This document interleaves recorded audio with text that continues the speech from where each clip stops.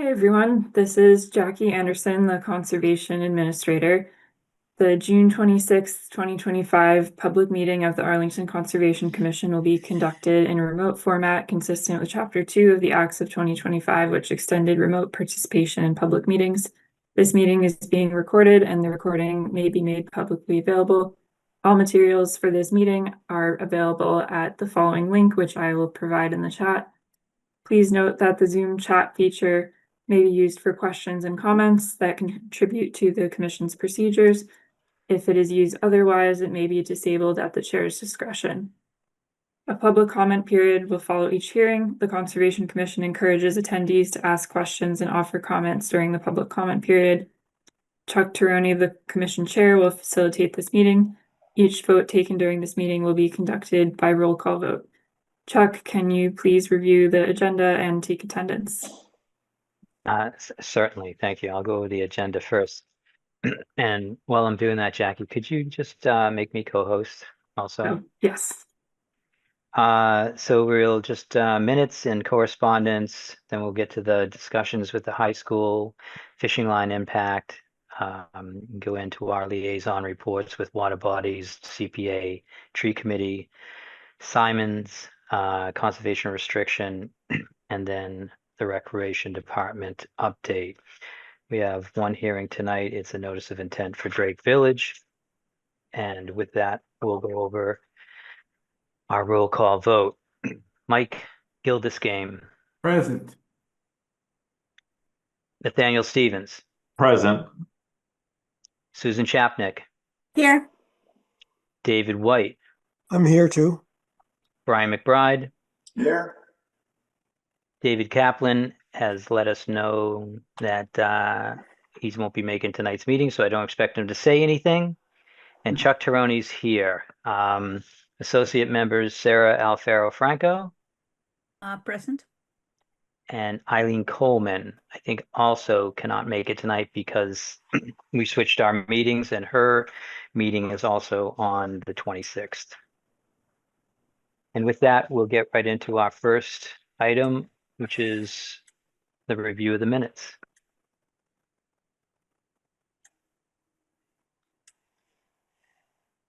Let's see if I can share the screen with the minutes.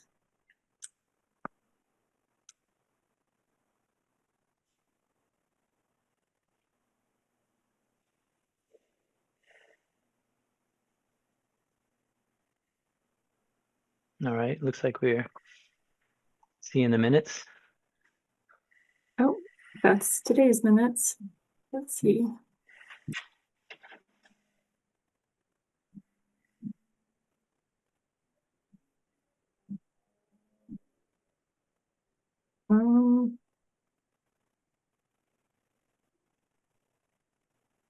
Is that the version with my edits on it? I think I have just a few edits. Yes, this one is. Okay, great. Thanks. Okay.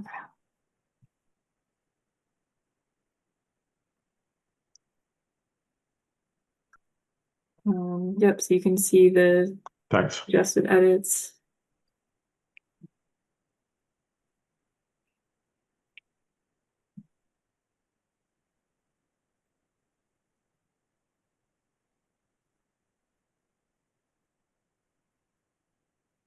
I think, did Susan have one question? I can't remember. She had her comment. I thought it said I didn't remember something. So there was a question about what the other data refers to. I checked the recording and the term that was said in the actual meeting was other data. So I don't know what that was referring to, or if it was referring to anything more specific. I don't think it matters at this point because then this was about zinc and we had subsequent small group meeting about that, which I'm sure we'll discuss in the Arlington High School Building Committee discussion. So I'm fine with just leaving it vague then. Okay. Did anyone have any other feedback?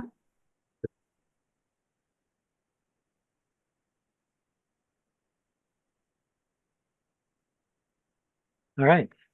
I don't think anyone's have any comments. So is there a motion to accept the June 5th minutes?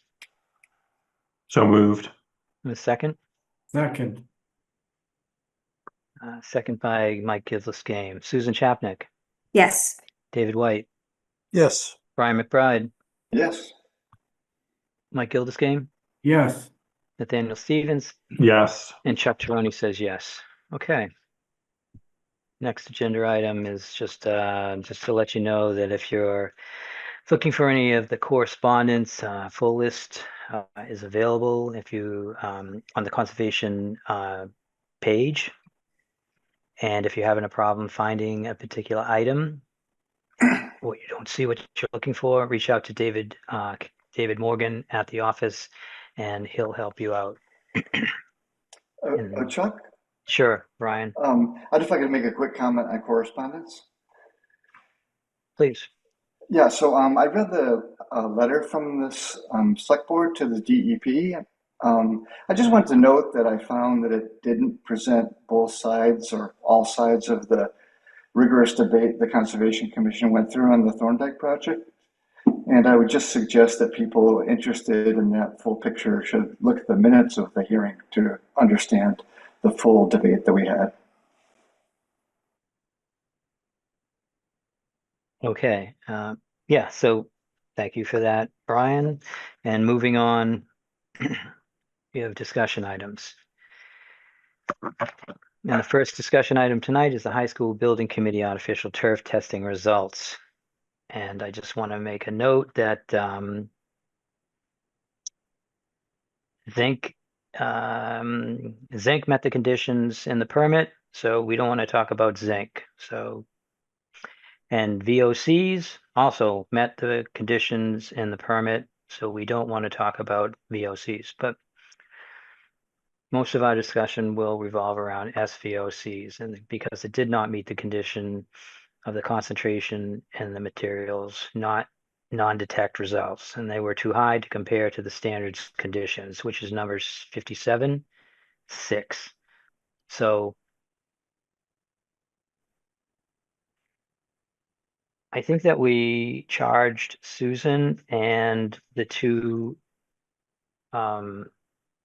chemists that the town manager and the school committee or the school building committee to talk. And I would like someone to tell us what the results of all that discussion was, and if there was a conclusion, and do we have an agreement on moving forward? Brian, do you want to just say what we talked about at the small group? And then I can speak to my concerns about SVOCs, because those are two different issues. Did you hear me, Brian? Oh, no, sorry, I didn't know you were directing it to me. Okay. Right. Well, because you were there. I was there too. Yeah. Yeah. So I thought maybe you could summarize what we talked about in the small group, and then I can talk about my issue with the SVOCs, which we did not discuss. Okay, sure. So yeah, I think I'm trying to remember the zinc result had we just made the correction on the limit for the zinc at the time of the meeting, or slightly before, if I remember correctly, that there was a mistake by the lab that did the test, that they referenced, I believe, the hazardous waste level for zinc instead of the soil level for zinc.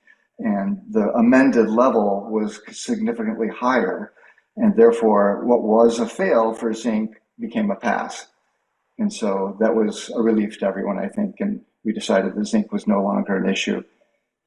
My recollection, Susan, and I didn't take good notes not knowing I was going to speak, but was that we went through the long list of other materials to be analyzed following the zinc, including the VOCs and the SVOCs. And I think Susan, you did a great job explaining the challenges with some of these matrices, in that there are circumstances where the analytical test is not able to get to the low level of detection, which is where the sort of pass-fail mark is the acceptable level of the contaminant. And that would possibly put us in a quandary in terms of how to handle a situation where the test was not able to reach the level, so there would be uncertainty whether it was, for example, if the test could only get to 10 parts per million and the level of acceptable contamination was 5 parts per million, we wouldn't know whether that sample had 10 or 9 or 8 or 7 or what have you. It was somewhere below 10, and we wouldn't have clarity whether the sample passed. And there was some discussion about whether we might be, how we might handle that. Susan and I had a brief discussion about whether, if the two were close, if, for example, the detection level was 6 and the pass level was 5, we might decide that was close enough and that might be considered a pass. But if they were very far apart, then we would be in a quandary because the analytical test didn't bring us to the point of clarity with regard to the level of contamination in that sample. And if that was the case, there were some options that Susan, I think that's what you want to present next, Susan, is what some of the options might be if we found ourselves in that case. And I don't know if I'm letting the cat out of the bag, but that's precisely what you anticipated is exactly what we found. And in your report summary of the many tests that were run showed that while some list non-detectable, in fact, for, I don't know, a dozen or so of those, the detection level was below the ability of the test to reach. So we are in that situation where we have this uncertainty about those half dozen or so tests, and they're mostly in, as I recall, the VOC or SVOC group of tests. Yeah, so I don't know, Susan. You did a good job, Brian. You did a good Okay. job because Thank you. so the zinc, as Chuck Tirone said, based on our small group discussion, the zinc is a non-issue. If any of you had a chance to read my technical memo, which was a little technical,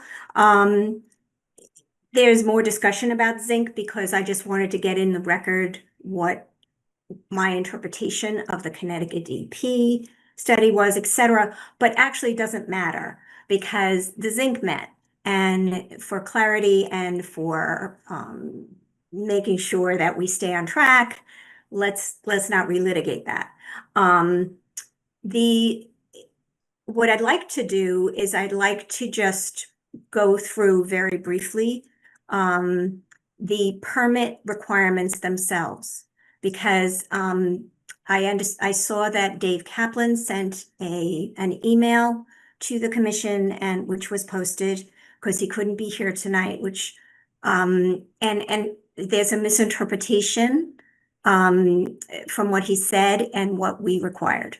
So if I would like to put up, if you can find them, Jackie, the conditions 57, which is the condition in our permit for the Arlington High School Building Committee.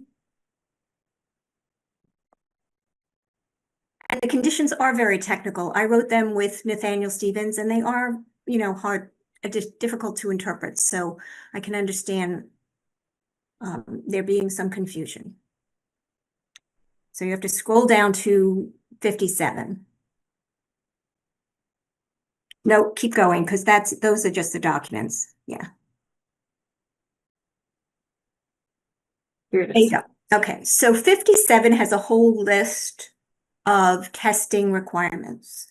And it has this little preamble that says that that the testing shall comply with the following standards.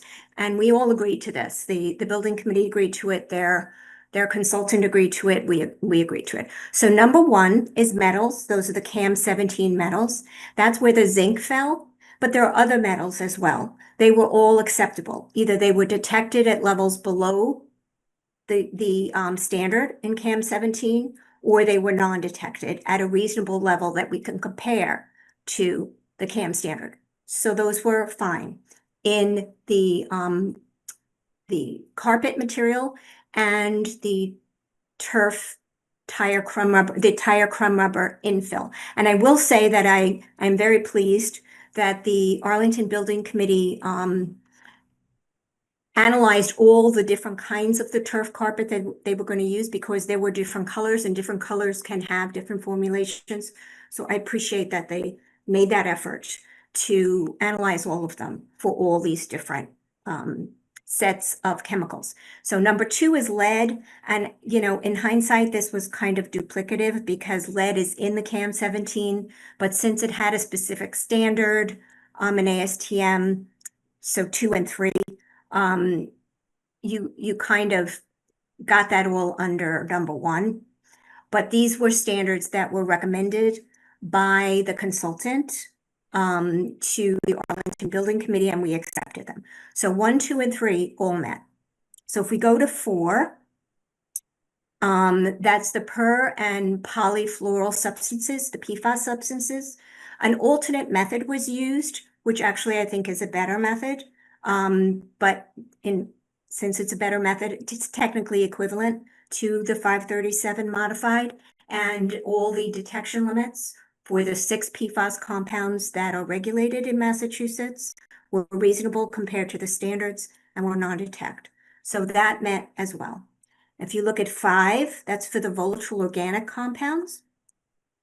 And the volatile organic compounds had some detected results, but in all cases, the detected results were much less than the standard. And the standard we defined was the standard for soil under the MCP, because we don't have a standard for artificial turf, and we had discussed that at the time and settled on using the MCP standards for soil. And all the VOCs met in all the different artificial turf carpet materials, as well as the tire crumb rubber. And I was pleased to see that, because I was worried about some of the VOCs that maybe they wouldn't meet. Also, I will say the lab got really good low reporting limits for that method. And that's one of the reasons why we could compare it to the standard. If we look at the semi-volatile organic compounds, so if you scroll down, that's number 6. Okay. And I want to read this because I think there was some misinterpretation. So the detected results shall not exceed, and then we have the standards in there. And then if you scroll down, it says, let's see. No, I'm reading in that paragraph. The required reporting limits for non-detected compounds must be less than or equal to 1/2 of the method 1 standard. Those are the same standards under the MCP for soil that we accepted for VOCs. We're accepting them for SVOCs. This was decided back in 2020. We required 1/2 the reporting limit, 1/2 the standard as the reporting limit, because we wanted to make sure if we got a non-detect that was really less than the standard. Now, I would accept something at the reporting limit at this point, because, you know, we're trying to help get this project moving, but also be protective. What we ended up finding was over 20 compounds that were non-detected in the materials, in the tire crumb rubber and in the turf carpet materials. However, the non-detects were so much higher than the standards. Some of them were close. Some of them were, the standard was 3 ppm and the detect was 3.2 or 3.3 ppm. I'm not as worried about those, but some of them were orders of magnitude different. And those we can't be certain are really not there at the level that we set in our permit condition. Now, I'd like to show you the table. Well, I don't know if the table of results is going to really show up, so maybe that's not a good way of doing it. I did have a table of results, and we can put them up if that's something that people want to see. But I created a table out of the data, the lab data, just to show the differences in the reporting limits. And I could give you an example of a few. So let's see.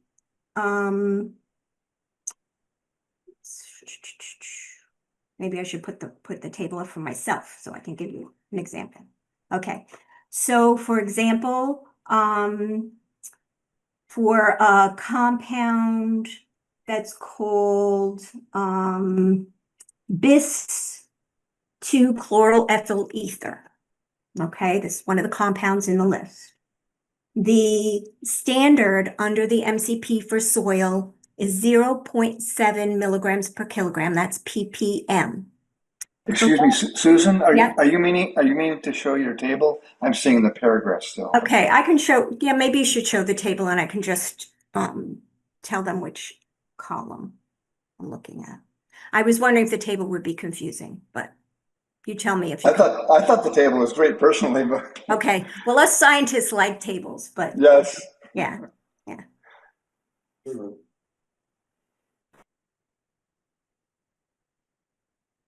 Is this the right table?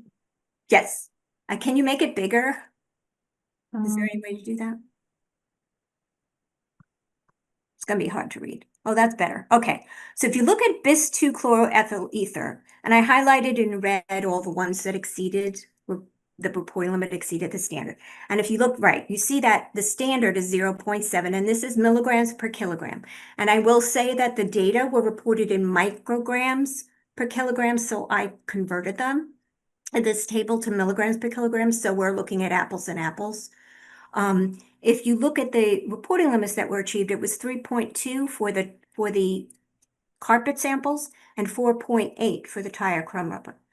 And you'll look at, if you scroll down, you can see that there's similar reporting limits for a lot of these. Some of them are a little higher. Like if you look at 3,3-dichlorobenzidine, the reporting limit requirement is 3, and the lab got 17 and 25. Now, this is what we call a bad player. It doesn't work well with this method in regulatory chemistry. However, it's so high here that we can't really be certain that it's below the level of concern that we set in our permit conditions. And one of the reasons that these are high is because the lab did dilutions. I don't know why they did dilutions. I could hypothesize that they had matrix interferences, but I don't know. If you look at the method blank in the report, the method blank should have what we call the base reporting limit that's achievable for that sample. The base reporting limits are much lower. And many of them would have achieved. So obviously they did dilutions both at the instrument and potentially during the extraction step.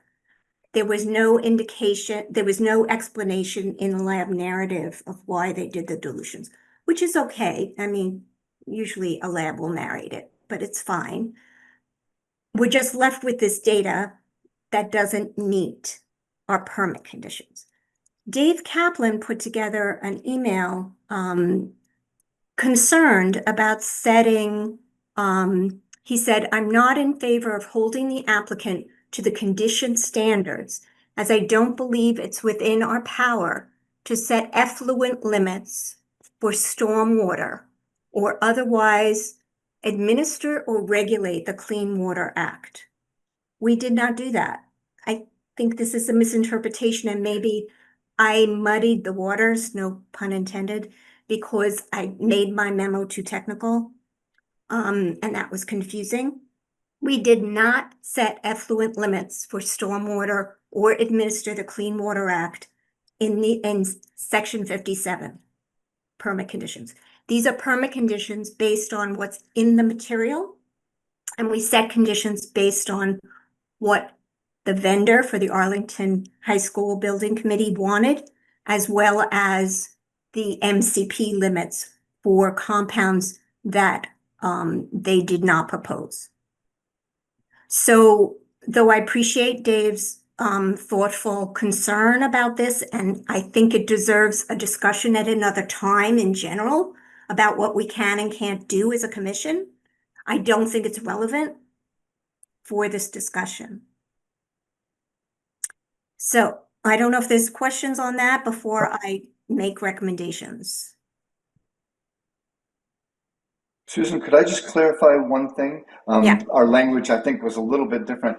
The ones that are in red are cases where the detection limit of that process and equipment was only able to come down to a point of detection, which is notably higher than our target limit. Yes. It's not so much that, just to super clarify, it's not so much that those bad actors were shown to be present at an unacceptable level. No. It's more that we couldn't detect Right. to a level that would make us feel comfortable. Exactly. So we Okay, don't have just to clarify that. certainty. We don't have certainty that they're not there. Now, they may not be there. Okay, so if you want to go back to that table, just to, if I have another minute, and I'll give a tiny little chemistry lesson, very tiny. Okay, if you go back to that table, I think it illustrates it. And you go to 2-methylnaphthalene, which is, they're in pretty much alphabetical order, though I noticed that I screwed the alphabetical order up a little bit. I'm sorry. There's too many compounds. And I had a hand enter them. But if you go back to that table and you scroll down to 2-methylnaphthalene and you make it bigger. Yeah, 2-methylnaphthalene. There you see it in red. 2-methylnaphthalene 0.7. And you see that if you go over to the final column, which is the tire crumb rubber, and it's at 4.8, non-detected 4.8. So I can't tell if that's there at between 0.7 and 4.8. But if you scroll down and you look at my footnote, okay, for that star, the volatile organic compound results. So sometimes laboratories will see the same compound by two methods. So semi-volatile is just that. It's kind of volatile, but kind of not volatile, whereas volatiles are all volatile. And sometimes the ends of the ranges overlap. So some laboratories would do naphthalene and 2-methylnaphthalene by both methods, by the VOC method and the SVOC method. That's what this lab did. So I went back and looked at the VOC results. The VOC results for this sample showed that it was detected. Wasn't a non-detect, was detected at 11 micrograms per kilogram, which is 0.011 milligrams per kilogram. Okay, so that reporting level, 0.011 milligrams per kilogram of a detected result for 2-methylnaphthalene meets the standard. So we can say by looking at the VOC results, which got better reporting limits, that 2-methylnaphthalene is fine. Not worried about that one. You see what I'm saying about it could have been there at a lower level. Maybe that lower level was fine. Maybe it's not fine. But here's a little example of where it was fine. So how do we get to that level? You can't look at all these compounds by that VOC method and get the lower reporting limits. So I had proposed 2 alternate paths forward, but I don't know if everybody's ready for that yet. Did that make sense, what I just said? Made sense to Brian, but I don't know if I lost anybody else. I think Mike Gillisgame has his hand up, so Okay. let's see what Mike has to say at this moment. Okay. Well, yes, I will say that I haven't had chemistry since high school to start with. So I'm just wanted to go back to where you were looking higher up in the chart to a detect of 17, I think it was. Is that the 3? Where was that? I wasn't. You have to scroll. You have to scroll down a little. Down, No, the other down a way. little bit. Yeah. Right Yeah. there, I think it is. I just had a question because you were saying, as I understood it, that some of that testing was not reliable, or by the method they were using, it was unclear whether or not it met the standard. And No, maybe I misspoke. that's So this. what I'm trying to say, what I'm trying to say is Well, my this. question is Yeah. on the 3,3-dichlorobenzene, Yeah. that one where it says shows it 25 for the crumb rubber. Yep. I wasn't quite clear on what you were saying that indicates. What does that tell us? I'm just saying the reason that's Oh. 25 and not 4.8 like the other ones is because this is a very hard compound to analyze. So the laboratory doesn't, uses a higher standard on the instrument because they can't meet the quality control requirements in the method on a lower standard. So I was Well, trying to explain why that's 25 and not 4.8. But what I didn't hear was whether or not you consider that a problem, or is that a standard that is met? It's still a problem because it's still higher than the regulatory standard. But I'm just explaining why there was a difference between that one. And there's a few others that are different than 4.8. Right. And so that was my question, whether that you consider that a problem for this project or not. It's still a problem. I will tell you though, because I know that that's a difficult compound to analyze. If that was the only one that was out, I would say you're fine. You see what I'm saying? Yeah. Yeah. I was just wondering if some of these others that you were concerned about had a similar problem with the testing that might cause us to question whether the standard is met or not. Right. There are a few that you'll see that are higher than the 4.8. There's 2,4-dinitrophenol is also higher. That's also a hard compound to analyze. So if it was just those two that were out, I wouldn't be alarmed or concerned. What I'm getting at is whether or not you feel this is a deal breaker, or is this just something that we have to acknowledge that testing is not a perfect system? This test should be able to meet the limits. If you look at the method blank of the test, which tells you the base reporting limits, it should be able to meet for most of the compounds. A few of them not, like I said, but most of the compounds. The reason these are so high is they did high dilutions. The lab performed high dilutions. Now, whether we could ask them to go back and do it without dilutions and they would get good numbers, I don't know, because I don't know why they did the dilution. They didn't explain it. I'm anticipating they might have had matrix effects because these are complex matrices. And if you get a complex matrix that's trying to go through extraction and your instrument, sometimes to get rid of the interferences due to the complexity of the substance, you have to dilute it. If that's the case, and we send it back to the lab, you'd get the same number, or they wouldn't be able to get it better. I don't know. I don't know, but I have proposed way of dealing with this. I have a proposed path forward. The way the data are now, they do not meet the standard.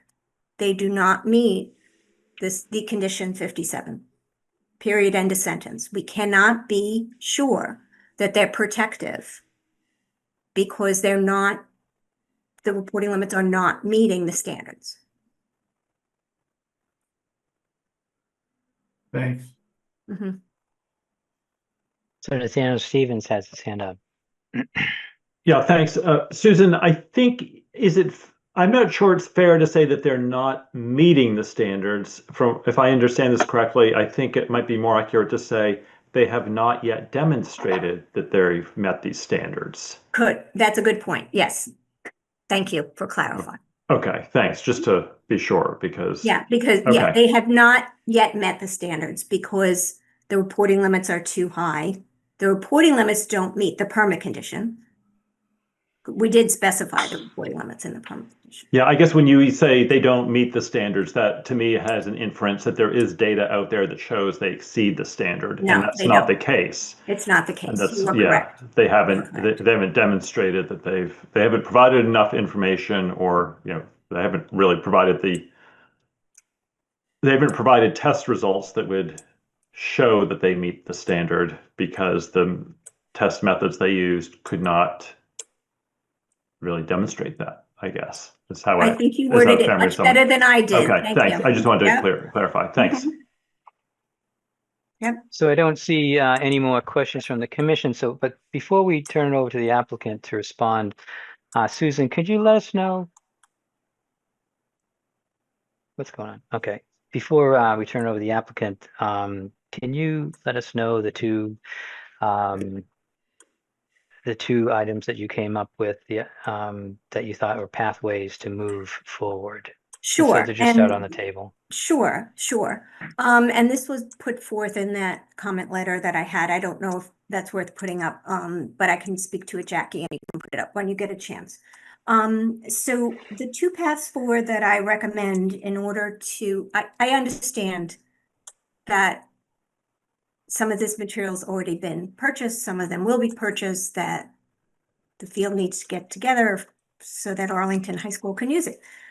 I totally understand that, and I'm trying to figure out a way to get the correct information so that we can meet, we have the data that shows we meet the intent of the conditions.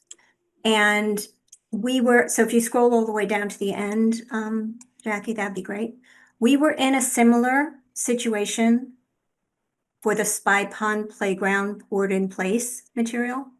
I don't know if those of you remember, back in 2023, well, we permitted it, I think, in 2022, but in 2023, it was being constructed, that we had similar testing conditions, but it's a different material. It's a poured in place rubber material. It's not the same as the artificial turf material.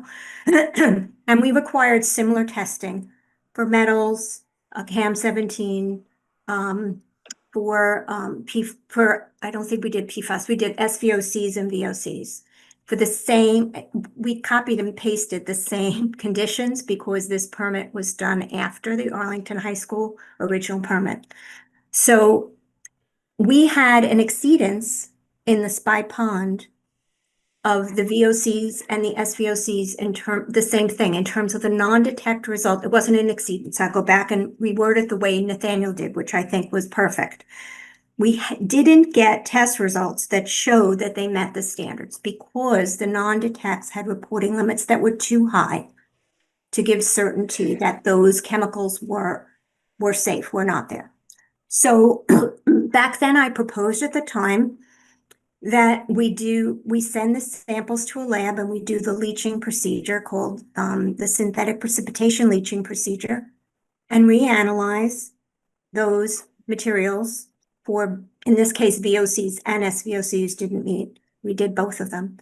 And when we reanalyzed them and then compared them to the MCP standards, in this case for groundwater, because before we use the soil standards, because we're using soil as a surrogate for a solid material, or the artificial turf, or the tire crumb rubber. When we create a leachate, then we used the groundwater standards under the MCP as a surrogate for the leachate, because there are no regulatory levels for these substances right now. All of the regulated, so all of the ones that are listed in the MCP of the VOCs and the SVOCs met, were acceptable in the leachate results. So that's what we did there. And we did it without doing an amendment or a modification of the permit. We had a discussion at a Conservation Commission public meeting, and we decided, with Nathaniel's guidance, and I have some emails to document this if we need to show them. We decided that this was meeting the intent of the standard, and therefore, as long as it was documented in the project file, it would be dealt with in the certificate of compliance, the same way we deal with minor issues in an as-built, in a certificate of compliance, because it's meeting the intent of the standard, which is to be protective and use these MCP standards. So that's one path forward. The second path forward that I would recommend is something the Arlington Building Committee already recommended for zinc when they thought that zinc exceeded, which it doesn't. But they were recommending that we add zinc to the testing for the stormwater discharge. If you remember last year, we did an amendment to this permit, and we have additional conditions for measuring 6 ppd quinone in the stormwater discharge. The Arlington Building Committee recommended for zinc, again, when we all thought it exceeded, that they measure it in the discharge. That's not an issue now. So to me, that would be the second path forward, to test these compounds in the discharge. And again, it would be the MCP limits, that would be criteria. I also added the National Ambient Water Quality criteria as a potential regulatory standard. And the reason I did that is because there's precedent for that under DEP based on other permits for artificial turf fields. And Nathaniel knows that because he helped me get the data for several permits under superseding order of conditions. The DEP themselves set these levels. So just copying that. They set it for metals because at that time metals was the concern. So I'm offering those two approaches for discussion. I'm not trying to stop this project by any means. I'm trying to get the appropriate data to be able to compare to the regulatory standards.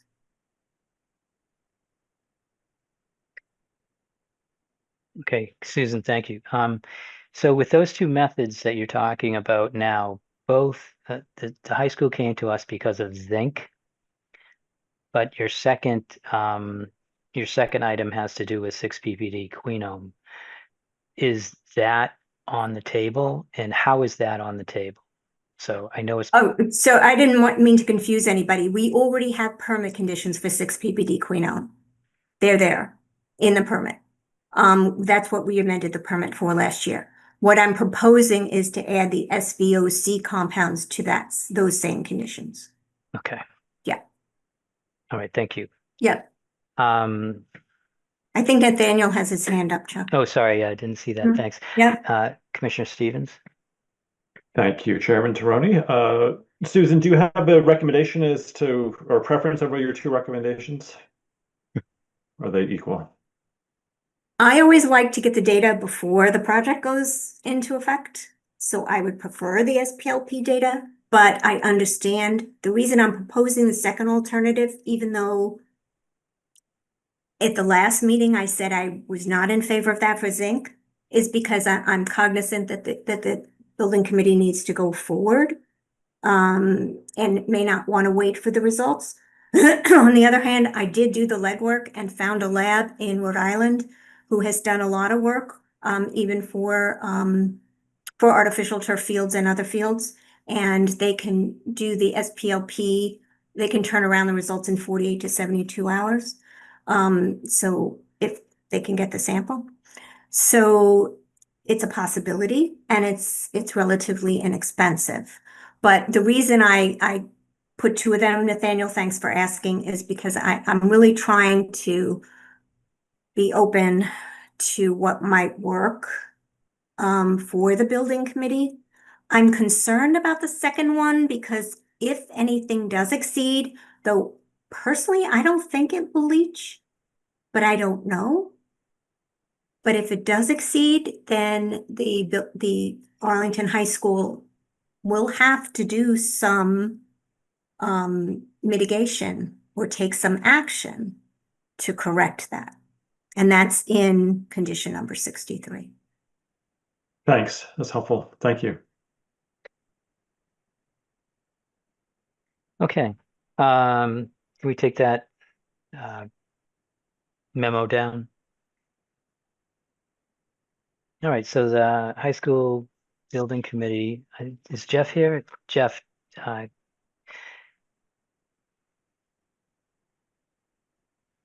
yep, there they are. Okay, so just remember that everyone needs to introduce themselves for the record at least one time when they're talking. And then secondly, I would wonder, and I would hope you could at least set us up and let everyone know what the high school building committee is asking the commission tonight. What is the decision you want us to make? Yeah, Chuck, why don't we just go around and everyone introduce themselves so we get that done for the record Sure. before we do that. Okay, so I'm Jeff Thielman. I'm the chair of the Arlington High School Building Committee. Jim Feeney, town manager. Liz Holman, superintendent. Also, we have on the call two people that were in the meetings with Brian and Susan. They can introduce themselves. Sandra and Craig. Do you want to elevate them? Sure. Just for the Hi. record, can you just state your names? I'm Sandra. Craig Breen. We're both PhD chemists. Sandra, what's your last name? Rafai. Thank you. All right, so let's go Okay. now. So I'm just all the things that have been presented tonight have not been discussed by the Arlington High School Building Committee as a group. So I just want to make sure that's clear. Tonight, I'm the chair, Jim's the vice chair, Dr. Holman is the other vice chair. So we're here to answer questions. The chairs have spoken, not the full committee, and our conclusion is based on, and actually it was confirmed by what we heard, the condition was impossible to meet. And therefore, we believe we've met it to the extent practical when it comes to the SVOCs. So that is our position as chairs. It has not been vetted or discussed by the full school committee, full building committee. I'm going to turn it over to Jim to kind of take it from here. Yeah, I think just building upon what Jeff said, as chairs, we believe that we have achieved substantial compliance with the SVOC provision in the order of conditions. We conducted the prescribed EPA test, was an accredited, reputable environmental chemical materials testing laboratory. But the further qualification of that same testing provision that arbitrarily prescribed limits outside of the lab context that may not actually be practically achievable for all of the compounds, essentially calls into question the validity of that requirement. So we largely believe that the project is conformed to the particular condition to the extent feasible. Yes, Jim, but the requirement you're discussing or talking about right now was in the order of conditions. Is that correct? Yes.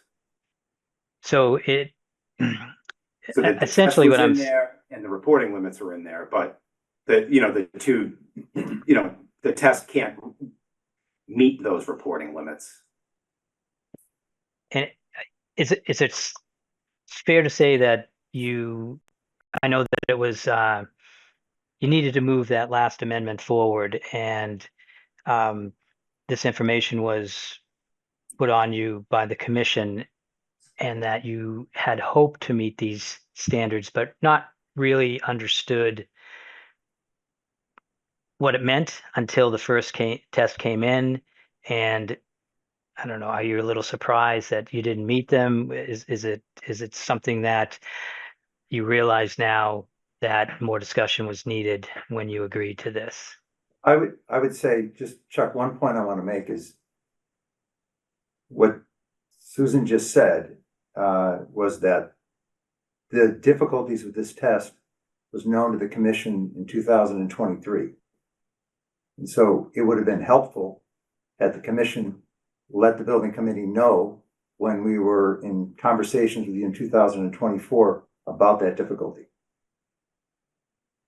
Mm-hmm.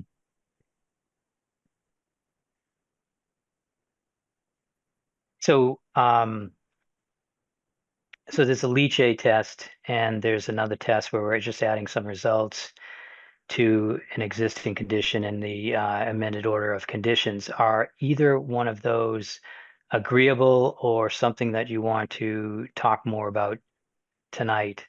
And I would like to know why that Leach test, which seems to be reported as being something pretty easy and accessible almost immediately, can't be considered by the high school building committee.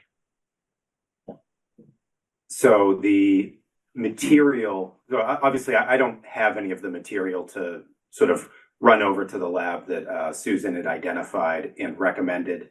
It's not clear to me whether the exact laboratory that does have the materials can in fact perform that test on the same sample, or if they would need another sample But unfortunately, our experience is we rushed the results on this particular test, and it took us almost 4 weeks to get them. So I think any test that needs to take place prior to installation is not feasible for us at this point, because we are pressing send on our, finalizing our order tomorrow.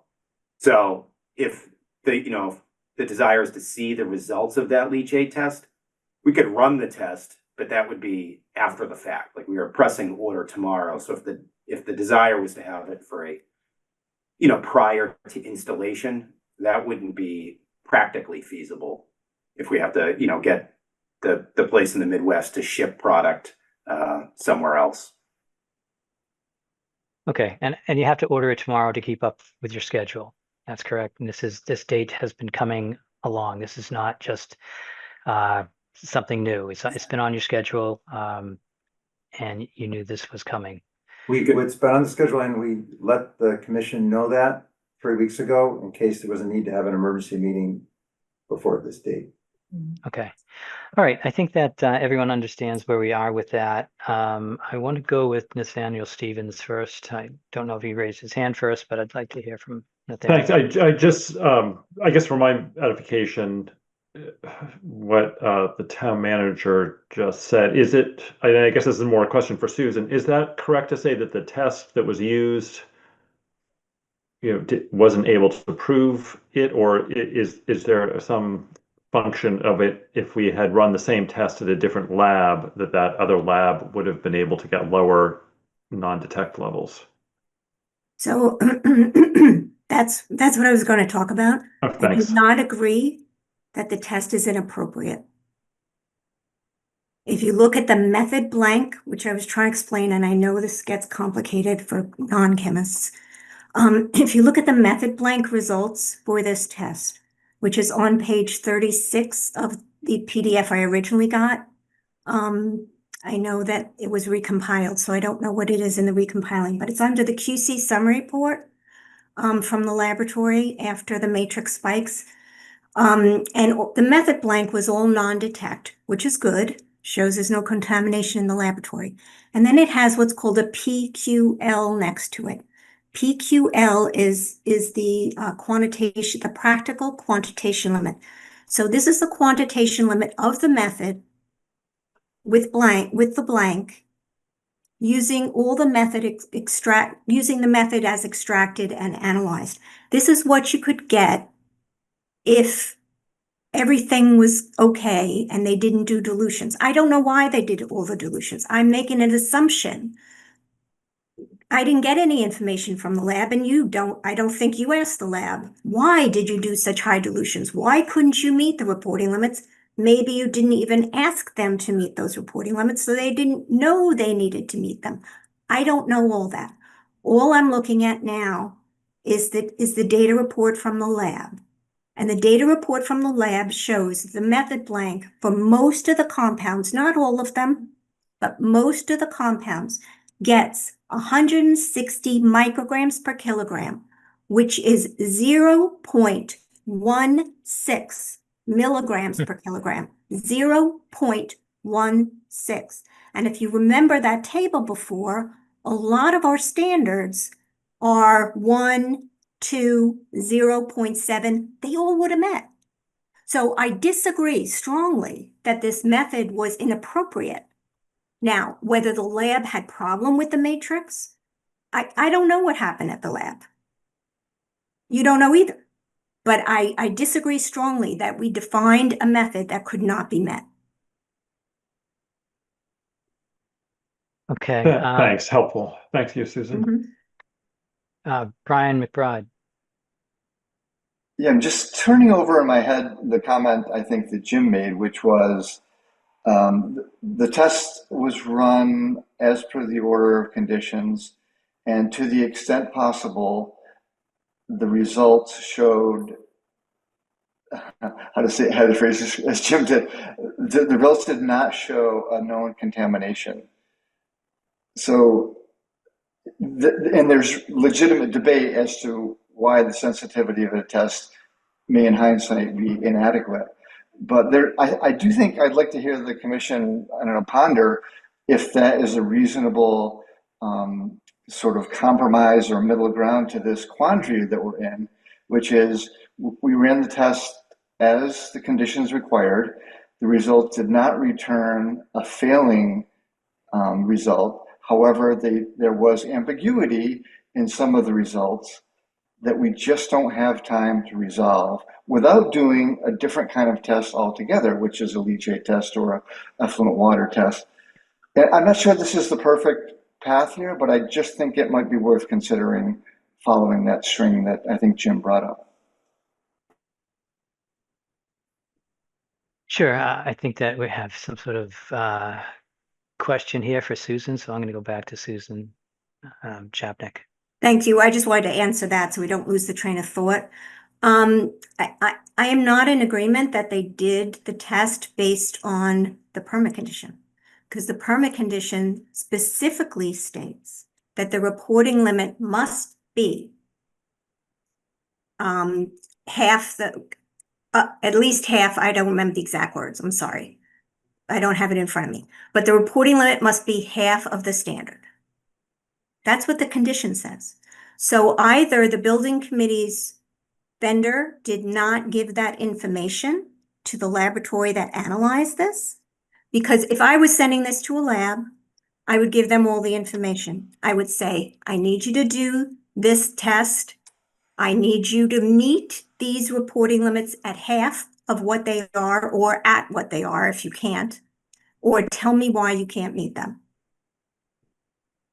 So I disagree that the permit conditions were done as requested.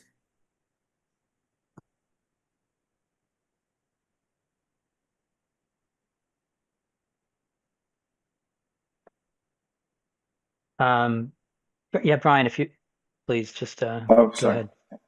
Oh, no, I didn't have anything else. It seems All right. like we're in a quandary that I don't know the way out of. Nathaniel Stevens? Thanks, Susan. That's helpful. Yeah, I would. So yes, I'm of the mind and just trying to move this forward. Because I don't quite agree with what Brian said because I don't think that we have any data that shows that they meet the standards. Again, my understanding is what you've been saying is that the test results, because the no detect limit was so much higher than the actual regulatory limit, we can't determine what you know what the limit was. So in my mind, again, they have not, the lab test does not demonstrate that they've met those standards. So I guess moving forward, I guess maybe we should focus on the two recommendations that Susan had about what to do if, again, assuming the other members of the Conservation Commission agree that we want to try to move forward.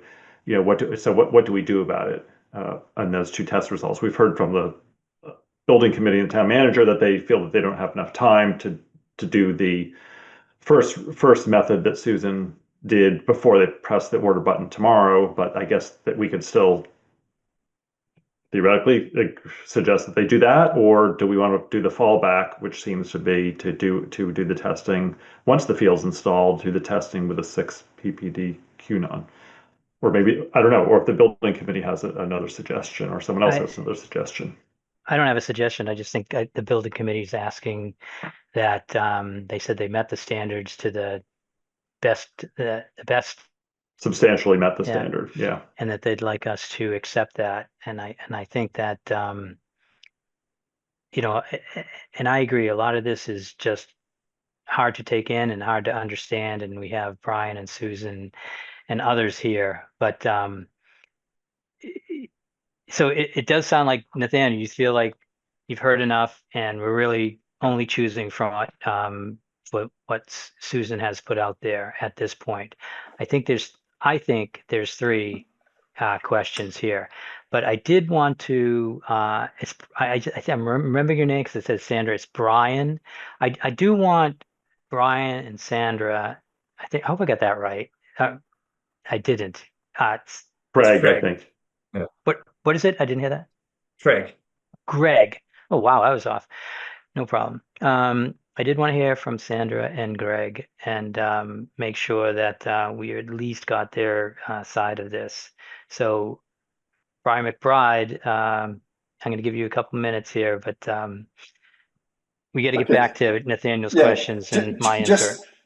just quick, Chuck.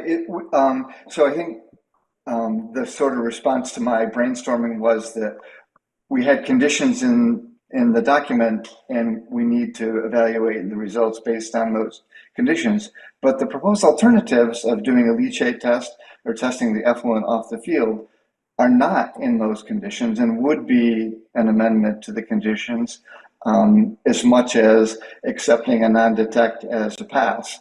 So I do feel that if sticking to the original conditions is important to us, changing the test method that we're using to a leachate, which is a substantially different approach than the total content of contaminant in the crumb rubber, is a substantial change, in my view. That's all. Yeah. I mean, with that, I think that we'd all have to think about it. Does it, here we have a order of conditions and an amendment. Is it substantially changing the order of conditions to require an additional test? Or, I mean, who's put out by that? Have we taken away butters from this process by adding an additional test? I don't think it's substantial. I think you just froze a second.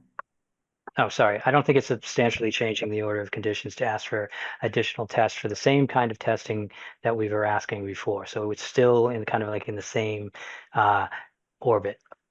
And Brian, I don't know if you remember, there's precedent in the commission for that. The Spy Pond Playground, which you may not have been around for, did the same process without an amendment. Yeah, so it's not just adding something, it's adding something so radically different that it has almost nothing to do. Like if you approve a house and then all of a sudden they want to put in a garage, it's different. It's closer to somebody else, the location, the additional asphalt, all that. Sandra, is the commission finished? Okay, let's hear from Sandra and super first. Oh, sorry. Thank you. Just introduce yourself for the record, please. Sure. Craig Breen. Sandra Rafai. So a few things to add that I think provides some good context here. Number one, the MCP standard that was listed in Order 57, it sounds like a Star Wars movie, essentially is not, you could argue very strongly that that's not relevant. I know it's in the order, but it's not a regulatory standard for a field being installed. It's a regulatory standard for a risk assessment on a chemical spill. And so it uses very, very low levels in order to figure out exactly what is there. And then from there, you back off and you do further basically evaluations and figure out what are your mitigation strategies for alleviating the spill. So that's number one. So it's already a very restrictive standard that's not. And you're restricting it further by saying it has to be a half. Right. That value. So that's number one. Number two, the method that the testing lab did, again, in Order 57, 8270D, which is for the SVOCs, is an EPA-approved method. And it provides leeway to the lab to essentially, as Susan rightly pointed out, based on matrix interference and things of that nature, to come up with the reportable limit that allows them to quantitate exactly what is there. And if they do not detect a level above that, it comes back non-detect. There's basically nothing there, right? So that methodology already has built-in EPA guidance that by getting that result, you've been essentially cleared that you are below those thresholds. So number two. Number three, Susan very nicely found the Fenn School study, which basically also goes through a very similar artificial turf, did zinc, all these metals, and SVOCs, and they all came back from the leachate, all came back basically equivalent to background. So you have precedence, and that was done back in 2015. So it was great that the school and the Conservation Committee had a check here with 8270D on the SVOCs coming all back non-detect. It's great. It's not like some errant, batch of material or product. And so you can rest assured, based on prior data from very similar products in the past, that everything is good. And so therefore, it makes sense that the school committee is having the position that they have at this point. So hope that's helpful. Thanks.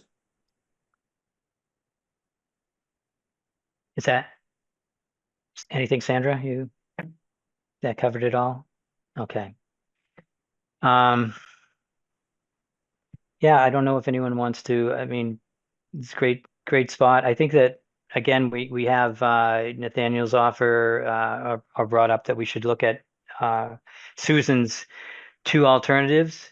And Brian, I'm not sure where you stand. It doesn't seem to be the same way. So I just want to make sure I represent everyone's side here correctly. Do you mind letting me know if you have an alternative that we could think about? And I can come back to you if you wanted to put some thought into that, or you're ready to go now. Yeah, I guess the logical follow of my thought is that we would accept this report as saying, and I'm not sure, this is just following the chain of logic, Chuck, that we accept this report as saying no contaminant was detected at the level of detection of this lab, and therefore the effort to detect these chemicals the effort was a success, and we feel comfortable proceeding with the project. That would be the sort of thought. How do we understand these these chemicals that are not being detected? What do we have to make a change? I'm talking to Brian. Do we have to make a change? They just continually test with the same method, which is not giving us results now. Again, back to it. Do we have to make a change? No, I guess in this logic, we would say the test is a pass. To the detection level of the test, we did not find any contaminants. Okay, thank you. Susan? Well, I respectfully disagree. I don't think that we should dismiss a permit condition that was thoughtful, deliberate, generated from multiple public meetings and discussions with the Arlington High School Building Committee, with their consultants, with ourselves. We're not rehashing whether that's right or wrong at this point. We have a legal condition we need to meet. Now, there is some discussion here whether it's right or wrong. And I will say that DEP has precedent for applying MCP standards to artificial turf field conditions. We can find many more than the Fenn School. I have other examples. They do it themselves because we do not have a regulatory standard for artificial turf. So we're doing the best we can. I agree. It's a conservative standard. I agree. However, that's what we set, and we're not showing we need it. And it's not just a little bit, it's a lot. It's reporting limits that are orders of magnitude in some cases higher than the standard. It's not just a little, 10th off. So I, for one, am needing more data to say that we met the condition, that we are being protective of the environment. And, I don't know where that leaves us. I did hear Jim Feeney say that maybe the leachate test could be done, but just not before the field goes in or they order the material. If they try the leachate test now, it would give me, even if they keep going, it would give me some data to say, okay, everything looks fine. I'm not worried about the environment I'm supposed to protect. Or you really have a problem with a lot of these cyclic aromatic hydrocarbons, and you should consider putting in some kind of treatment train or something. I don't know. where that's going to go. But I don't have the data to compare to the permit condition that we carefully crafted back in 2020, which we are not changing that condition. I don't have the data, even for the intent of that condition. The intent of that condition is to be protective of the wetland resource area with the standards we have to work with.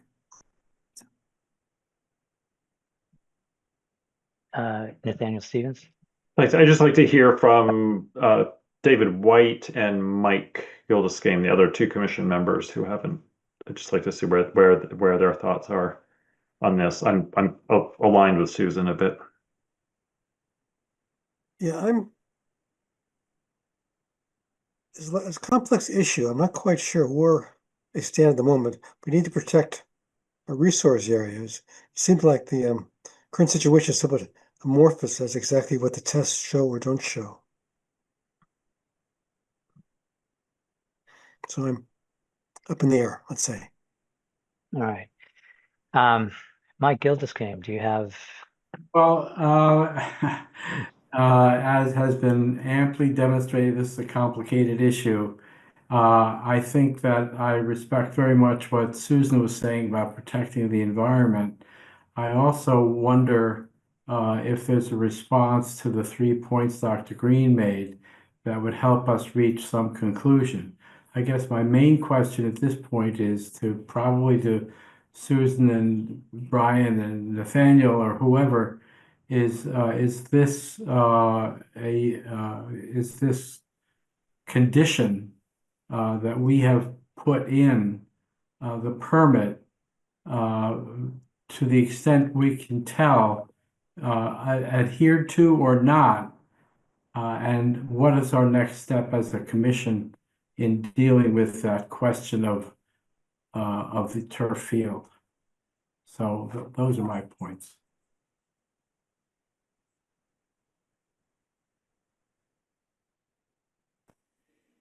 So Yeah, Susan. if Susan has some response to Dr. Yeah, I was going to ask Susan, do you have a response to that? And then after that, can you go over your two suggestions again, pathways? Well, my response is we don't have the data to show compliance with this condition. And I feel it's a reasonable condition. We've included it on other projects. Other towns have included similar conditions. DEP has included conditions similar to this for other compounds. We don't have the data. Yeah, it's not really the condition. Like Yeah. you said, DEP has had that in there. It's Right. evaluating the data. And Right. that's Right. that's where I'm stuck. And okay, so let me give you So an wait a minute, example. my question yeah. is, you're saying you just don't know, but we only care about if it's causing harm. Can you say that it's causing harm, or are you just as sure it could be not causing any harm? It could be negative, and within the spectrum that we've agreed. Yeah, we don't know. So let me just very quickly, okay? Reporting limits, because they're confusing. Most of them were non-detect, okay? The SVOCs, there were a few detects and they were below the reporting limit. The standards, I mean. The reporting limit, why is that important if it's high? Okay, let's say you have a can of Coke, all right? You know your can of Coke has 100 grams of sugar in it. Or let's say 100 grams per liter of sugar, all right? You send that can of Coke out to a laboratory and they come back and they say it's non-detect for sugar. And their reporting limit is 500 grams per liter. So it's non-detect at 500 grams per liter. But you know there's 100 grams of sugar in there. That's what I'm talking about. I just don't know the level. I don't know if it's safe. Now, I think if the you lab know gave, there's sugar in there. Yeah. You don't know that it's 100 grams. Right. If you get I an think that's non-detect what's at happening 500, here. that's what's happening. Yeah.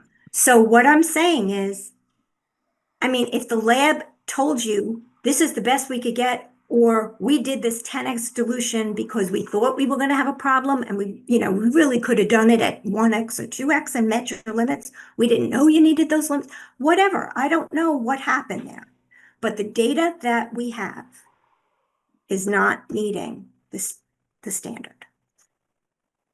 So where do we go from here? Well, I proposed 2 paths, but I'm hearing a third. That I would be willing to have the testing done while they're ongoing. And then we'd have to decide what to do if the testing results exceeded. But they seem pretty sure that they're not going to exceed. And based on, I don't know, they might not exceed. I don't think they're going to exceed. That's my supposition, but it's not hard data. We need the data to compare to the standards. That's the permit condition. I, for one, am not willing to just forego the permit condition without the appropriate data and just say, oh, it's fine. Well, Yeah, so, okay. I see Nathaniel has, I saw Nathaniel first, so Nathaniel, unless you're gonna make a motion, which I don't want. No, I Okay. won't. Yeah, I know. Yeah, I have a reputation doing that. No, I was going to say, I agree with Susan. I do not want to forego it. But I was just going to say, Dr. Craig made the point that now I'm forgetting. I wanted Susan to respond to that. Oh, I'm sorry, the Fenn School. Yes. So Susan, is that true that in the Fenn School, they did this testing and they found that these SVOCs were below the levels? So they did a smaller subset of SVOCs. Oh, okay. All right. Much smaller, and they did find they were below the limits, yes. Okay, so that gives me a little more confidence in saying, okay, fine, go ahead and do the testing. It's sort of this new third option where The third option of testing during and you putting it in. And actually, I'm glad you brought that up and I'm glad that they brought that up because that does give me more of a level of comfort of saying, okay, go ahead, do the testing while you're installing. Get us the data. We have some indication that it won't exceed. Sure. Yeah, I like that option. That's just my opinion. Thanks. Mhm. Mike, did you still want to talk? no, I think they just covered it. I think. Okay. Yeah, Brian, you have your hand up. Yeah, so that approach would make me feel better because it is the same kind of test as in air conditioners. It isn't a leaching test. It isn't an effluent test. So I would feel most comfortable with that option. That's not the option, though. We might have confused you. Oh, I thought it I is was a repeating It is the a test. leaching test, yeah. Oh, yeah, okay. Yeah, it is a leaching test that DEP said to do. That's why I'm saying there's precedent for the leaching test. So why not repeat the tests which are in question? Is that too slow? Repeat them as is, you mean, and have the lab do a lower dilution? Is that what you're Right. saying? I don't Right. know if they could do that. You could go back to the lab and ask them, why did you dilute it? So if they had information about why they did it, like there was interference, or we thought there might be and we didn't want to ruin our instruments, so we just automatically did a 10x or whatever. I don't know what they did, why they did it. So I think sending it just back to them, it would be good to get that information. Why not? Find out why they did the dilutions. And they didn't just do dilutions at the instrument. They also use different extraction factors, which Brian understands, but the rest of us may not. Great. But we also run the risk of if you send it back to the lab and they say, okay, we can do a lower level, we still might not be able to get below the limit that we're looking for, right? Well, no, you give them the list. See, the lab should have gotten the MCP standards, or at least the reference. Say, we need to meet these. Well, even if they didn't need half, we need to meet these. Can you do it? Right. Yeah, that question wasn't asked. Yeah. But I would ask that question, can you meet these, can you detect these standards before we go with that lab? So that's why I guess I'm more in favor of the leachate test because I think that gives us the information we're really after. Agreed. All right, Mike Gildersgang, he has her hands up. Well, I'm going to just try one more time. If I understand one of the options that's currently being discussed, and I may not have gotten it right, it would be that starting, almost immediately to test the runoff from that field before and after installation of the turf. And if the testing were to show no problem, no contamination, that's one possibility. The other possibility is some kind of contamination is shown. I don't know if that's an option, what that would mean for the project in terms of mitigation for that problem. I don't know if I got that right or if I'm way off base. That was the option 2 where we added to the 6 ppd Quinone stormwater. Right. I think what lately we've been talking about is a third option. That's very confusing. And the third option is that we allow them to go forward, understanding that this permit condition has not been met, and they will test the substance using the laboratory leachate test. And similar to what we did for Spy Pond, and similar to what DEP has required for other orders of condition.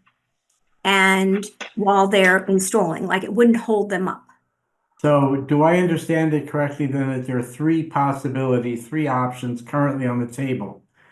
Is that first assumption correct? There were, but I think we're gravitating towards this third one. All right, well, I just want to be sure that there are 3 options, maybe one preferred at this point. And I'm just trying to decide what our next steps are as a commission if we're going to make some decisions about that. Yeah, and I think it's kind of like an open-ended test here, because I would like Susan or Nathaniel or whoever drafted this final condition to let us know if they fail that test or it's comes out with the same results. What do we do? I think it's important for the commission to know that, but also the school building committee to know that, and in this public forum. So I know everyone has their hands up, but Susan or Nathaniel, since it's your. Are you asking if they Yeah, say it comes fail back. what Yeah. happens? Yeah, what happens if they fail or it comes back where we don't have good test results again? Just to repeat what you said before, then they fall into condition, is it 63? Susan, that if they you have it in your memo. Sorry, I don't have it in front of me. I just Yeah, lost it. so if 67. we do the testing after the fact, we do the stormwater testing and we add the SVOCs to the stormwater testing amendment conditions that we added last year, and it comes back high, there is a specific series of things that they have to do for corrective action, and they're listed in special Is it- condition number 63. Right, yeah. Yeah, you told me it was 59 through 63. Is that Yeah. more accurate? Okay. Well, 59 is the condition for the testing that we've been talking about. Not 59, 57. 7.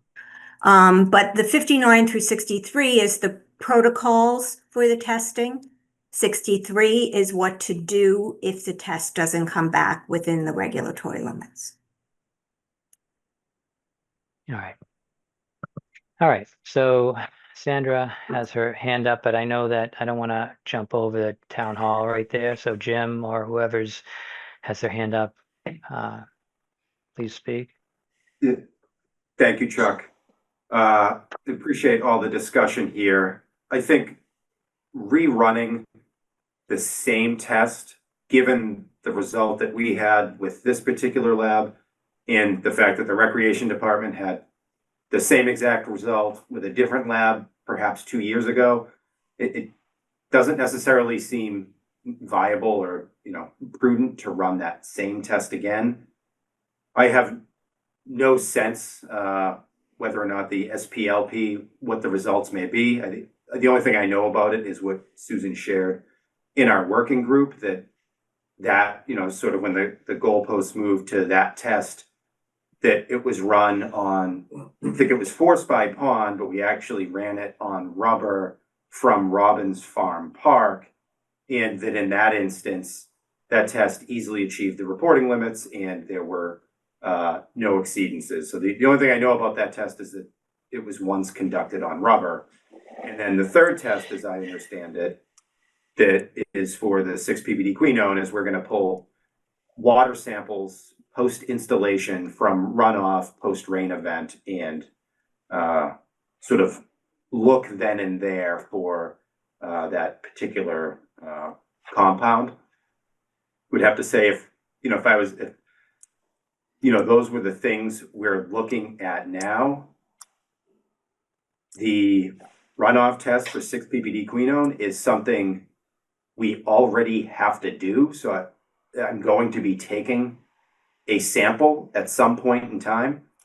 What I don't know and what I would need to rely on the scientists in the room for, like, is that a matter of my simply checking another box for another analyte to run on the same sample? Like, am I going to be able to send that water sample to the same laboratory and just ask them to run, while you're looking for 6-ppd quinone, also please this time check for this.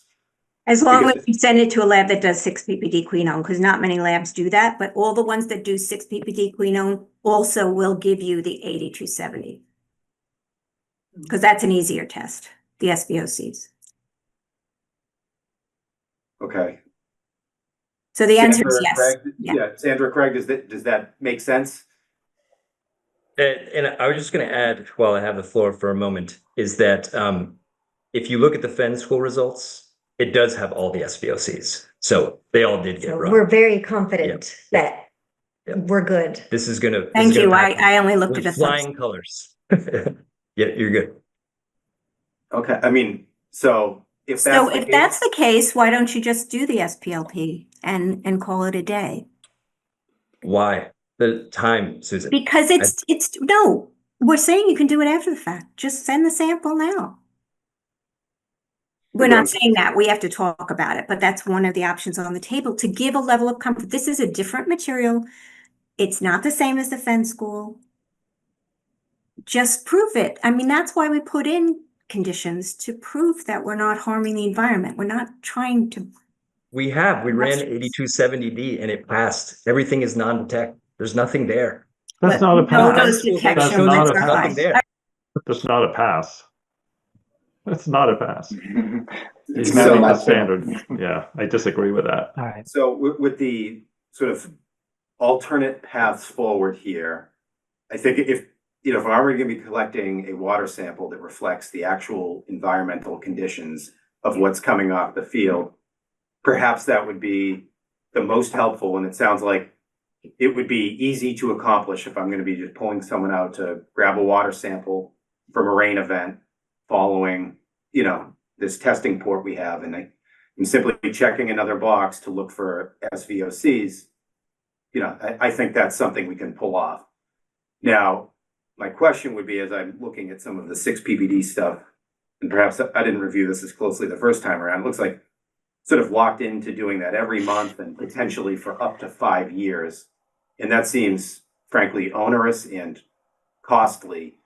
So I wonder, is with respect to the SVOCs, is that something that, we could run initially? And if it's, we're able to achieve the reporting limits and there's nothing to detect there, do we have to continue to test monthly and then quarterly up to a period of 5 years?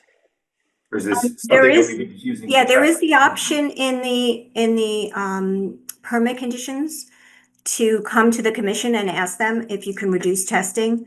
And I think we say something about 3 rounds or something like that. I don't remember. I'd have to read it again. But there's certain number of consecutive rounds that have met limits. Looks like 6 months. Is it 6? Okay, I don't remember. A certain number of consecutive rounds, and you can come to the commission and say, can we delete this now? And so it says after 6 months, if you're good, you can then request to be reduced to quarterly. Yeah, but you have to create a baseline. So I don't know if it kept falling and it leveled off and then you come in, the commission would want to see at least another test to make sure that they weren't elevated. So you can't, it's not just 6 months. So don't go just by that time frame. It just needs to be consistently low, and then it could be dropped. Yeah, the condition says after a total of 5 years of monitoring, the concomitant agent may allow reduced sampling frequency upon written request, so that you're locked in for 5 years, 6 Well, pp, it's very much so for the commission, it's very much the same as an infiltration chamber where we're asking for monitoring to make sure it's working correctly. And then once, they see that, it's being cleaned regularly, the sediment isn't filled up, then we drop that. Instead of 4 times a year, it might be once a year, and then it might never be needed again. It's just a precaution at the beginning. So the commission has seen this in a different lens. Even though it says 5 years, it can be reduced with, good results. But, It doesn't read that way. And right, Doesn't read that and way. with, we hear that, and we've raised that we have a standard in this order of conditions that is not for conditions similar to a turf field, that the testing wasn't intended when developed to be administered in this setting. And we're hearing that we need to adhere exactly to how it is in the order of conditions, despite learning that those are not the conditions of a turf field. So I hear that, but we've been told we'll find out we if we need to can stick add it. exactly to what it says in Well, other parts of the order of conditions. Right. No, I understand, but I didn't, want to but hear I'm glad you want to hear did. from Nathaniel, but Thanks. I didn't quite follow the superintendent, but I guess I think going back to the question that I believe the town manager was asking, I guess the question I have, I guess for Susan and the scientist is, okay, if we agree to have them do the sampling when they pull the 6 ppd quinone, I think the town manager was asking, okay, if we that first test result, we see that it passes, is that it? Or do we have to keep testing it as frequently as we did the 6 ppd quinone? I guess, Susan, that's a question for you. Actually, I'd be fine with like 2 tests that are non-detect or low. And the reason for the 6 ppd quinone being so long is because that compound forms from oxidation and weathering from 6 ppd, and 6 ppd is in tire crumb rubber. And so it can change over time. Okay. There's some indication that most of it comes off the first 2 years, and then afterwards, unless you've put a lot of extra new tire crumb rubber on your field, you get lower results. That's preliminary evidence from Dr. Tien in Northeastern University. He did some experiments in Medway. So that's why that was set for so many years. But SVOC should not be the same thing. They're either going to come off on a rain event or they're not going to come off on a rain event. I don't think they're going to change a lot over time with weathering the same way 6 ppd will, because 6 ppd actually transforms to 6 ppd quinone. Okay, thank so you. I agree with you that I would be comfortable with doing, 2 rounds and they were both below, and then you're done. And that's thanks. Yeah. Is that for everything, or is that for just the 6 ppd? No, she's talking about No. SVOCs. I'm talking about SVOCs. I'm not changing the permit conditions that we have for 6 ppd. We deliberated those very, very carefully with the science, and we're not changing those.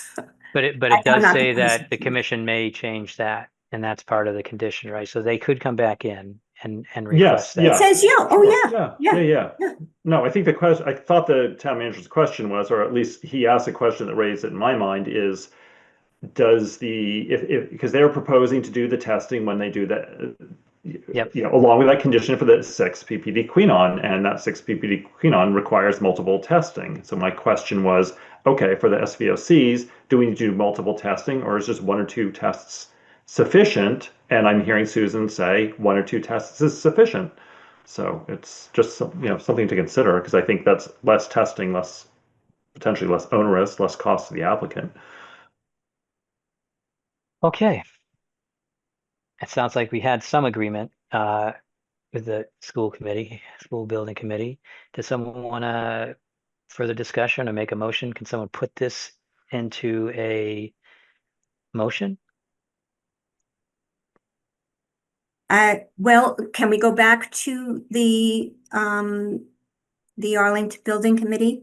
Because I'd hate to make a motion that they disagree with and then, Well, no, we didn't close, right. and this is nothing we need to close, but right. But I would certainly, like to come to some kind of agreement. So Jim and folks there, the proposal that SVOCs are added to the testing for stormwater for at a minimum 2 rounds if they show levels less than the MCP standards, and I would say for GW3 standards are higher.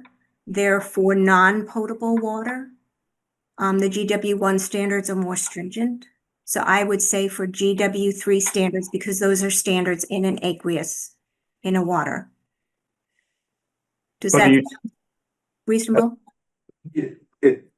It does. In fact, if you applied the GW3 standards to the lab results we got. Yeah, right, with that. I mean, Susan, are you changing the standard? Actually, it'd only be like a few compounds with limits above the desired threshold. Like it would take it from 20 something down to like 3 if you were applying the GW3, the surface water versus the GW1 groundwater, like even the results that already exist. So, you know, that being said, I'm comfortable with doing 2 tests. I wanted to make sure I wasn't locking us into unnecessary testing because it's a minimum of 5 years here before we can request to sort of change the frequency. So I think. Yes, and that's what I was trying to clarify. My question clarified Go that. ahead. Yeah. Go ahead. Yeah, thanks. Yeah, okay. Yeah, so. Just to I clarify, like we're going to agree to 2 tests. Are we going to see the language before it's finalized? The actual language is. Yes, I think that's reasonable. Okay, so are you? When So are we I gonna? would propose we put a project memo together for the project, that this would be considered acceptable based on the intent of the special condition and meeting that intent of protecting the environment. And it would then be reviewed at the COC, when you request a certificate of compliance, it would be considered an alteration, you know, I don't know how you word that, alteration of it's not an alteration. Some of field Difference, change. Yeah. right, a field change from the permit conditions. And then at that time, the Conservation Commission, when we have to review the certificate of compliance, would review the change. And if we agreed to that change now and we documented it, it should not be a problem. Okay, well, there's a lot in there. So, I mean, I think we should see a document. We should review the document, and then we should agree on the language in the document. So that needs to happen. I would say a motion tonight that would be in order would be to direct the building committee leadership and the leadership of the Conservation Commission to draft a memo. Draft a memo, period. I don't think we should be agreeing to something on the fly tonight. I mean, it doesn't make sense. Well, I hear what you're saying. I hear what you're Yeah. saying. I hate to draft permit conditions by committee. And permit conditions are drafted by the commission. So what if we draft it and pass by you? It won't be final yet. You can draft something that that the building committee can review. Yeah. Oh, Nathaniel has his hand up. Yeah, Susan, I'm concerned about one thing you did say, and Okay. I think you're trying to be cooperative, but you are changing the standard because we're going from GW1 to GW3, right? Yeah. So I mean, why? I guess why are you doing that? Because I guess we're hung up on the. I GW1. am considering, that was 5 years ago. I am Okay. considering that GW3 may be a more applicable standard. The reason we set S1, GW1 before was based on precedent from other places. And Fenner And Wilmington? and because we wanted to be conservative, Okay. it was Wilmington. And I'm thinking that GW3 is really more applicable for a water sample where you can get the reporting limits. Okay. I've got to defer to you on that. Yeah, I'm just not sure, but we are changing the standard. We're not just trying True.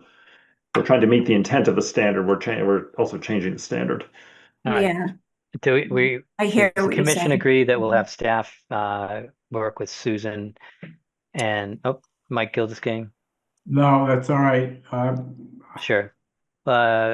This is the agreement. We're gonna have staff work with Susan and Nathaniel to come up with a condition, run it past the high school building committee. And we'll meet at the next meeting that, what is our next meeting, by the way? It's, because it all moved around in July, maybe Jackie. July 10th, I believe. Is right? it July? So yeah, she's nodding. Yes, Yeah, that's correct. July 10th. So can this happen by July 10th? I'm sure it can. Okay. Wait a minute, just to clarify, so you want us back here at 7 PM on July 10th?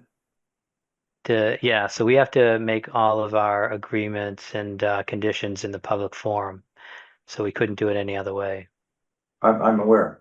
Do we need to be present for that, though? My If question we've is- already It's entirely up to you. Yeah, if you want to make comments on it, yeah, you have to be here. No, but So- can't they make comments In before writing, that? yeah. You know, Yeah, we're they- gonna draft it. We could send it to them. They can make comments like a little working group. And then we're presenting the Sure, final. you next can do it meeting. that way. Isn't my understanding is that when you make comments in writing, not all of those get in to the condition. So it would be best if you're here, but Yeah, I'm that's just my advice. Well, thank you, Chuck. I'm trying to clarify the steps. So step one is this commission with the staff is gonna draft a document. Not the That whole doc- commission, just me and Nathaniel and staff. Is that? You what and said, Chuck? Nathaniel and stuff, okay. Yeah. Why don't we have our two scientists work with you on that? No, it's a commission writes It's the commission. conditions. Okay, so then that document is gonna come back to us. Then I'm gonna talk to the school building committee, and we're gonna see what they think about it, and then we're gonna send you in writing our comments back. Is that correct? That's right. Okay, so today is June 26th. When is all this gonna happen? Give me a timeline. Yeah, so that would be Susan and Nathaniel. I don't know when you're available to do this. Do you think you can meet the July 10th meeting, or So would we if have it's to the push it July off? 10th, it's July 10th meeting. Let's make sure everybody's clear on this. That means that we're gonna get something well before July 10th so that we can meet, discuss, and give you feedback. Right. So that's what we're trying to figure out, Jeff. That's correct. Just to find out if they can do this, because I know people take vacations around July. So is it July 10th? Is it the next meeting? Yes, Susan, what's your availability tomorrow? And I guess I could ask Jackie and David if they're available, if they I have either come on. I have little availability. I could do an hour tomorrow. I could What- start on it.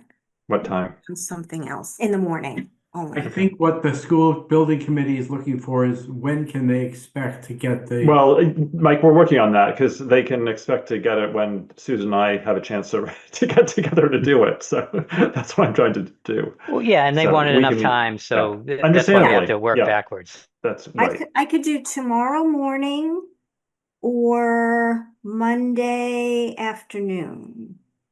Let's do tomorrow morning while it's fresh in our minds. Okay. 'Cause I'm not going to remember it after the weekend. I Okay. know David and I have a meeting at 11 tomorrow morning. I'm not sure his schedule otherwise, So can we do it before that? About 10. potentially. Does 10? 10 I work? heard David say 10. Okay. I was I think that it's really Nathaniel and Susan anyway, so I'm not really concerned about Okay. David. Well, or okay. So we can Jackie. meet at 10. So back to the school committee, we could probably get you something Monday or Tuesday of next week. It sounds like, if not tomorrow. All right. So is that sufficient to show up at the July 10th meeting? Is that enough time? Beautification, I know what you think, yeah. Yeah, And I know vacations are coming up and it's that fun potentially season. it's the vacation issue that But do It's what town concerns me. managers actually ever go on vacation? That's just saying. So our meeting after that is what date, Jackie? The 24th? Yes, the 24th. Yes. So, that's an option too, because we're not holding you up. We had already agreed that you can keep going. If you're going to do sampling after the fact, then, it's just. And we're going to write conditions similar to the 6 PBD, but with less sampling requirement. And obviously a different standard because 6 PBD didn't have a standard listed in it. So it's really Yeah, not so let's going to be a just get an huge answer, deal. Susan. Yeah, Let's just get an answer instead of yeah, going, yeah. yeah. Yeah, I think we can make the 10th work. Okay. All right. Hey, All I'm right. not going to be at the 10th meeting, but I will get the draft done with Nathaniel and then he can present with We're these. gonna get a draft. I'm conscious of time here, so we're gonna get a draft by tomorrow's Thursday, we'll get a draft on Friday, is that fair to say? No. Tomorrow's Friday. Tomorrow's Friday. Hopefully, Tomorrow's- Jeff, don't insert another day in the week, please. Yeah. It's Thursday night, tomorrow's Friday. So we'll hopefully, yeah, Susan and I plan to meet tomorrow. We'll try to get you the draft either tomorrow or on Monday or Tuesday of next week. So they'll give you 10 days to get back to us, All right, including the holiday, I realize.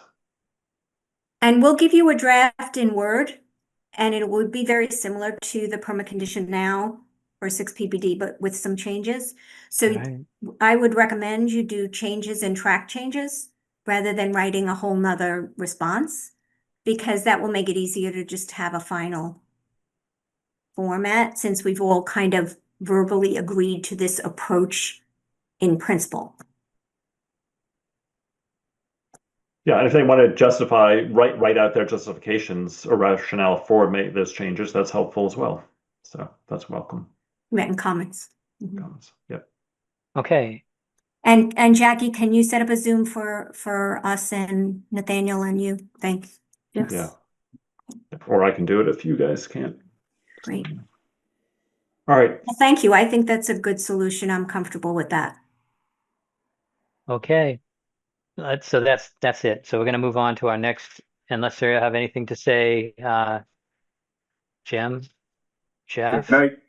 That's good. you all Let's for your move on time. to our next agenda item. Okay, so before I do this, I just want to ask our liaisons, is there anything pressing that has to come up on water bodies, CPA, tree, Simon's Way, and the recreation department? Nope. Yeah. Nope. Anybody I pressing? think pressing, just interesting, but I will nothing give pressing. David a couple of minutes, not now. And is that it? Just David? David White? Okay. So we're going to drop everything. Nothing pressing really.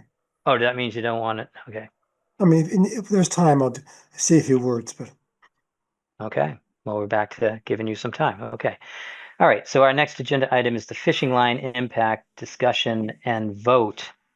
And so we have a presentation by Laura Kiesel. And there's Laura. And I hope you're in a cool place after hearing Well, the now my heat. apartment's cool. It was not the past couple of days. Mm-hmm. Okay. And Chuck, sorry, just point of order. Could I ask, and sorry, Laura, I don't mean to be rude, but just, I guess if I hope you're presenting new information for us and not Yeah. repeating. It's not the same. So It's not the same. I mean, yeah, thanks. might Okay. reiterate some points, but it's all new stuff, and it's Okay, gonna thank be you. somewhat shorter than the last time. Mhm. Is it okay if I share my screen? Yes. Okay, let's. Hopefully that's all set. Yeah, it should be new information and shorter. Yep. That's what we agreed to. Yes. Can you see my screen? Yes. Okay. So yeah, I'm just gonna be presenting on some updates since we Jackie, last. can you try to spotlight speaker? I think that just brings up the presentation only. Go ahead, Laura. Okay. While Okay. she's doing that. So I'm just going to be trying to, and I'm also trying to move my toolbar out of the way of my pictures. Just present on some information and things that have occurred since we last had had a meeting where we discussed this. So on Memorial Day weekend of just last month, first I wanted to mention that over in the city of Malden, at Forestdale Cemetery, there's a very popular fishing spot. And they enacted a temporary prohibition on fishing there immediately because the groundskeeper, who is also the warden, the tree warden for the city, mentioned that he has been fighting with this issue of fishing line at that pond, but also because during that holiday weekend, he spent several hours trying to rescue like 3 goslings that were entangled in line. The reason I'm bringing this up is one, when I met with Parks and Rec, they were saying that they were unaware of any precedent of other municipalities in the Boston metro area that had put in any kind of unilateral prohibition temporarily on any ponds because of this issue, but now there is one that I know of. I also think it really underscores when municipal officials are dealing with the burden of this, cleaning up the waste and trying to rescue the wildlife. They put that prohibition in because they see how time consuming and just emotionally traumatic it is.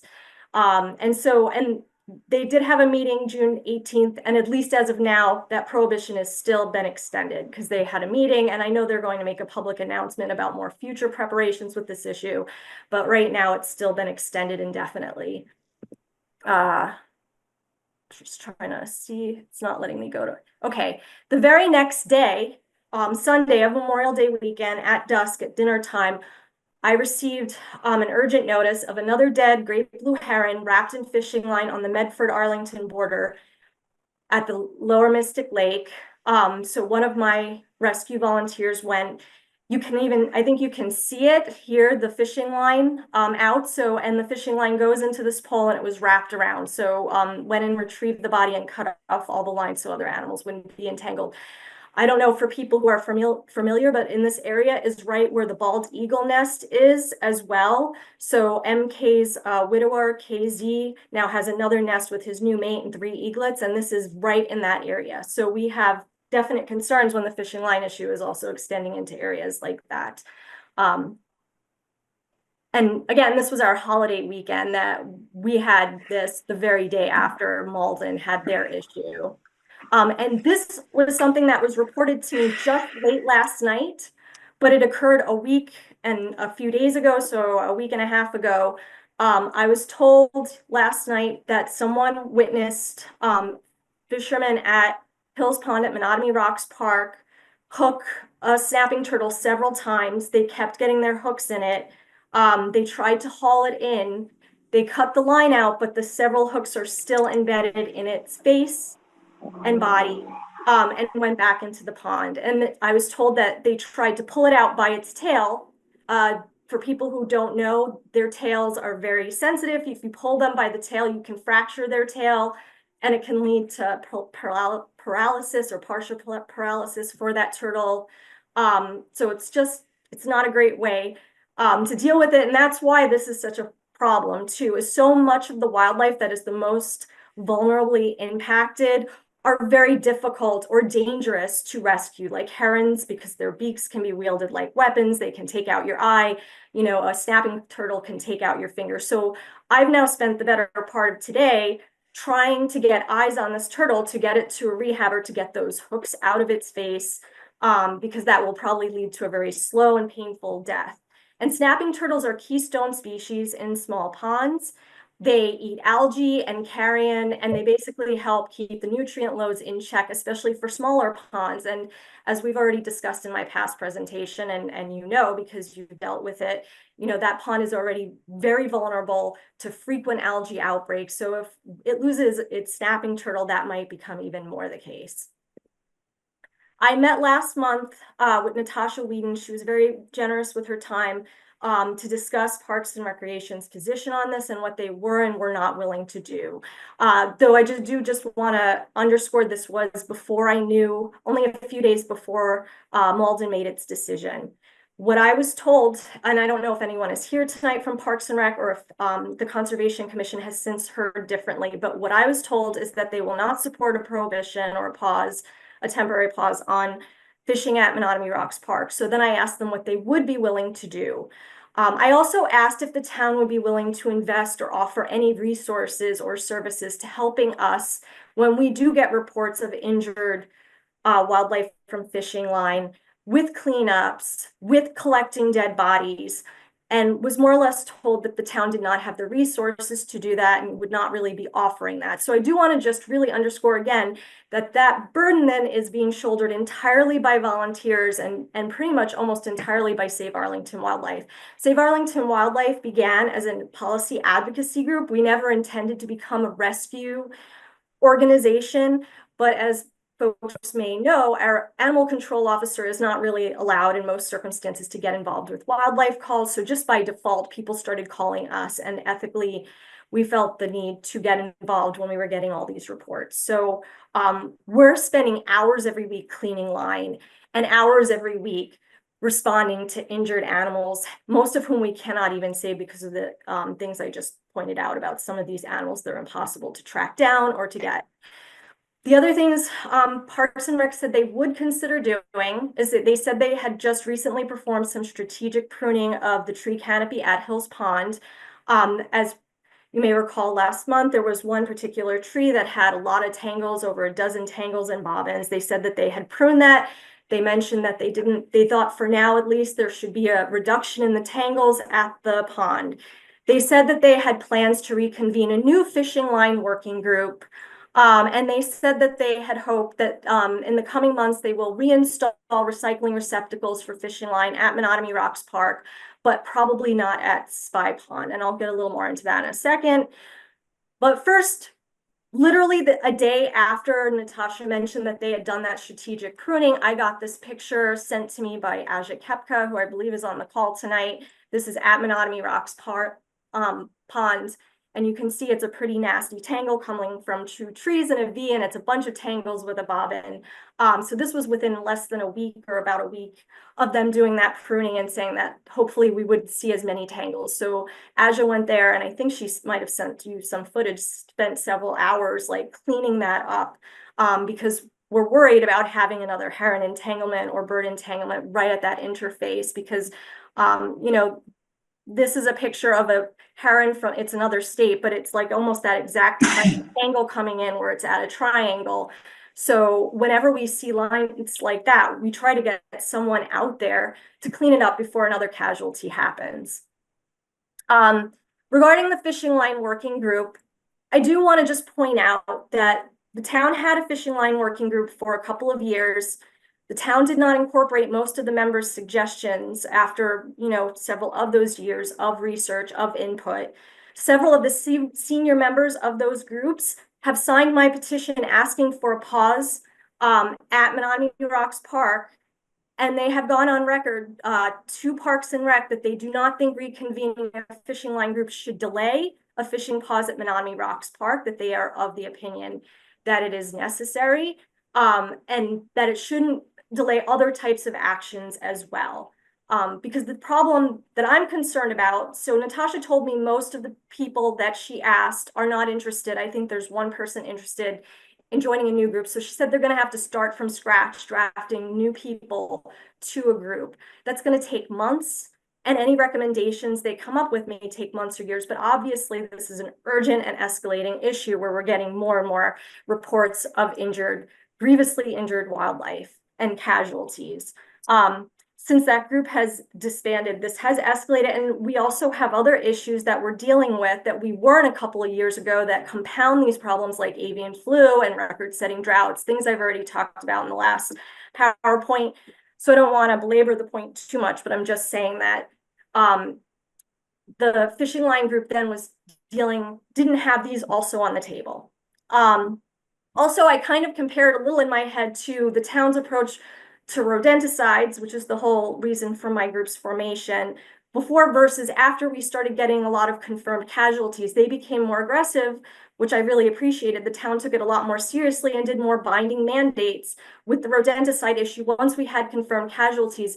But I'm concerned that we're not really doing that with the fishing line now that we have escalated to confirmed casualties. A few years ago, we did not have this amount of reports when that fishing line group was active. This is just from the past 2 weeks. At the times, I and others have gone to Spy Pond or Menotomy Rocks Park.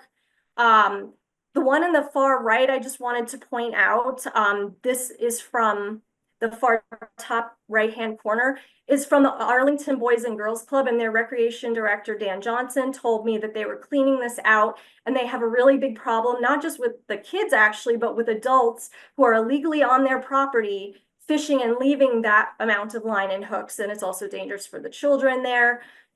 So it's been a big problem. And a lot of those others are from Spy Pond because I live next to Spy Pond, so I have more opportunities to take pictures there, including like one that was just like a bloody hook that was in the middle of the grass by the walkway that I almost stepped on. And that's to the left of the Boys and Girls Club photo. But these are all ones that you see, all the ones that are taken down on the bottom left. That's again, volunteers that I get to go there because those tangles, we worry about casualties. The one in the far bottom right, that's from Menotomy Rocks Park. And that was right on the stone steps leading down. And as you can see, a child or an animal could very easily step on that. And it looks like a pretty realistic fishing lure, so it would be very easy for an animal to mistake it and swallow it like a raccoon or a heron. And then that animal is probably going to perish from that injury. I also then got a report in the past few weeks of a swan that had a hook through its bill on Spy Pond. And actually, this was around the time I spoke to Natasha and said, could I get some help with that? Because that's something I would need a boat. I would need some help. I can't do this alone to rescue that swan. That swan eventually, flew over to the Cambridge side on Alewife Brook. And so their animal control officer and their fire department got this swan, removed the hook, and brought it to a wildlife rehabber. But if that swan had not flown over to another municipality where they had services to do that, we had no way to help to intervene and help that swan. Regarding the recycling receptacles that Natasha mentioned, and this is a little bit reiterative, but again, since she's mentioning that that is like the cornerstone of what they're considering doing, as I already mentioned, Menotomy Rocks Park has piloted recycling receptacles twice in the past 5 years. Each time it was there for over a year. They were not used, and both times they failed to reduce the problem of line waste and entanglement. And they do not address the issue of tree or cattail entanglement, and that is the one that's primarily causing wildlife problems, or as with the snapping turtle that just happened, directly hooking an animal. So the recycling receptacles aren't going to address what our primary concerns are. So, you know, if they want to do that, I'm concerned that it's going to be a deflection from the real problem that's causing the bulk of the wildlife injuries and casualties. And just like with the pruning, I just don't think you can prune your way out of this problem. You would have to fell all the branches, and then we'd make the pond so much more susceptible to drought and algae outbreaks than it already is. This was from last month, and these were some teenagers, and they were actually fishing right into the cattails and right past them, but several times I watched them fish right into the cattails. And you can't really see it from this picture, but there are several nests, active nests for red-winged blackbirds that had active nestlings in there that they were like just missing by inches. And the mother bird was frantic about it. So again, there's just a lot happening there that's just really concerning. Fishing at Menotomy Rocks Park, as well as all of the freshwater ways, are catch and release. And I actually do think a lot of people who are not fishing these waterways do not realize that. I have many people who come to me saying, well, we don't want to take away people's rights to fish for their food. And once I mention that it's like recreational fishing, it's catch and release, these animals cannot safely be consumed, it really changes their perspective. But the other thing is, up until more recent years, till about 20 years ago, it was considered very rare. The common belief was like that most fish live. You put them back in the water and they're fine. But a lot more recent studies in the past 20 years are showing that quite a significant number of fish do not live. when you put them back in the water. They die, they have usually shock, blood loss. And that's important for a number of reasons. One, that's depleting our fisheries of a very small pond. And if you're depleting the fisheries, you're also going to deplete the animals that rely on those fisheries for food, like the herons and the kingfishers and the mergansers and the snapping turtles. But I also feel like there's a welfare issue with the fish themselves, which are wildlife. The casualty rates, which can go from anywhere from 10 or 11% to up to 75% or even more. There's some studies that show it in certain areas up to 90%. A lot of the factors that raise those casualties are ones that this pond are susceptible to, like warm water conditions, extended playing and handling times, which young minors are much more likely to do, and I've seen them doing. When I think of the heat wave we have now, it really worries me if people are going fishing out right on the tail of that when the water's still probably pretty overheated and the fish are stressed, they're probably much more likely to die just from being hooked. And those that still have hooks in them have very high casualty rates. And then that's also dangerous because those animals are getting swallowed by predators in the pond. And even this one study found that they don't see any visible injuries that had like only a 40% survival rate. And the reason I also want to point this out, there was a big study that came out last month that found that scientists prove fish during catch and release suffer immensely, the hooks and the suffocation. It's not news to me as a biologist. I think sometimes it's taboo to talk about this, but I do want to say that the town of Arlington does have a precedent here. Last year, I worked on a warrant that was passed by a landslide vote that banned the sale of pet fish here in Arlington because they acknowledged the sentience of those animals and their welfare concerns in the pet trade, where they have very high casualty rates. And I do want to say that I didn't actually put fish in. The select board put it in.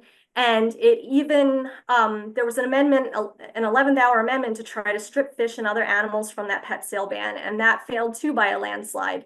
So the town has acknowledged the welfare of fish in this other way. So it seems like to be a bit of a contradiction if we're not considering this more very direct threat to our fisheries that are occurring with this. And turtles too, that they banned the sale of turtles, both for the welfare concerns of the turtles in the pet trade, but also because invasive turtles like red-eared sliders get dumped into our ponds. They encroach on our native turtles. But this is another threat that's just as dire right now occurring in our local pond. So I'm just going to encapsulate, again, I know I've spoken about this last, but just as a reminder, the reason why we were seeking a temporary pause on fishing at the pond, at Menominee Rocks Pond in particular, because obviously this is a problem in all of our waterways, is its small size means the fisheries and wildlife are under a lot more intense pressures. They can't escape the waste the way they can in larger ponds. And I've spoken to many wildlife rehabbers who say that these threats are significantly magnified in smaller ponds of fishing line waste. The pond is surrounded by vegetation on all sides, again, either tree canopy or cattails, and that increases and basically makes entanglements inevitable. And when there's those entanglements, then wildlife injuries are inevitable unless we're doing daily or at least several times a week cleanups, which is not realistic. The pond has experienced very severe droughts in just the past few years, which has shrunk the acreage, put a lot more intense pressures on the fisheries. The 1 year it didn't, it had intense flooding, which also puts a lot of pressure in a different way. And again, the burden is really being shouldered by volunteers. I don't want to take too much away from just the practical part, but it is very emotionally traumatic for me and my volunteers to constantly be getting emails all hours of the day and night. Like I said, just one yesterday, pictures of like entangled animals, hooked animals, dead animals saying, please come get this, please come help save this, or all these like nasty snags that a lot of times we can't even reach because we don't have the equipment or the capability of doing this, or because we can't reach a lot of this wildlife. So that burden's being externalized onto volunteers when the town's not taking action on this. Something I also wanted to mention, because I was asked this by Parks and Rec, is, well, what are we pausing for? And one thing I would say I would at least like to see is potentially an assessment of the health of the fisheries of that pond. Because of the stress that it's undergone, I am fairly confident that the fisheries are pretty depleted. I've even heard anecdotally that a lot of times people are fishing out there and they're not catching any fish, or when they are, they're these little tiny fish. That's usually indicative that the fisheries are in bad shape.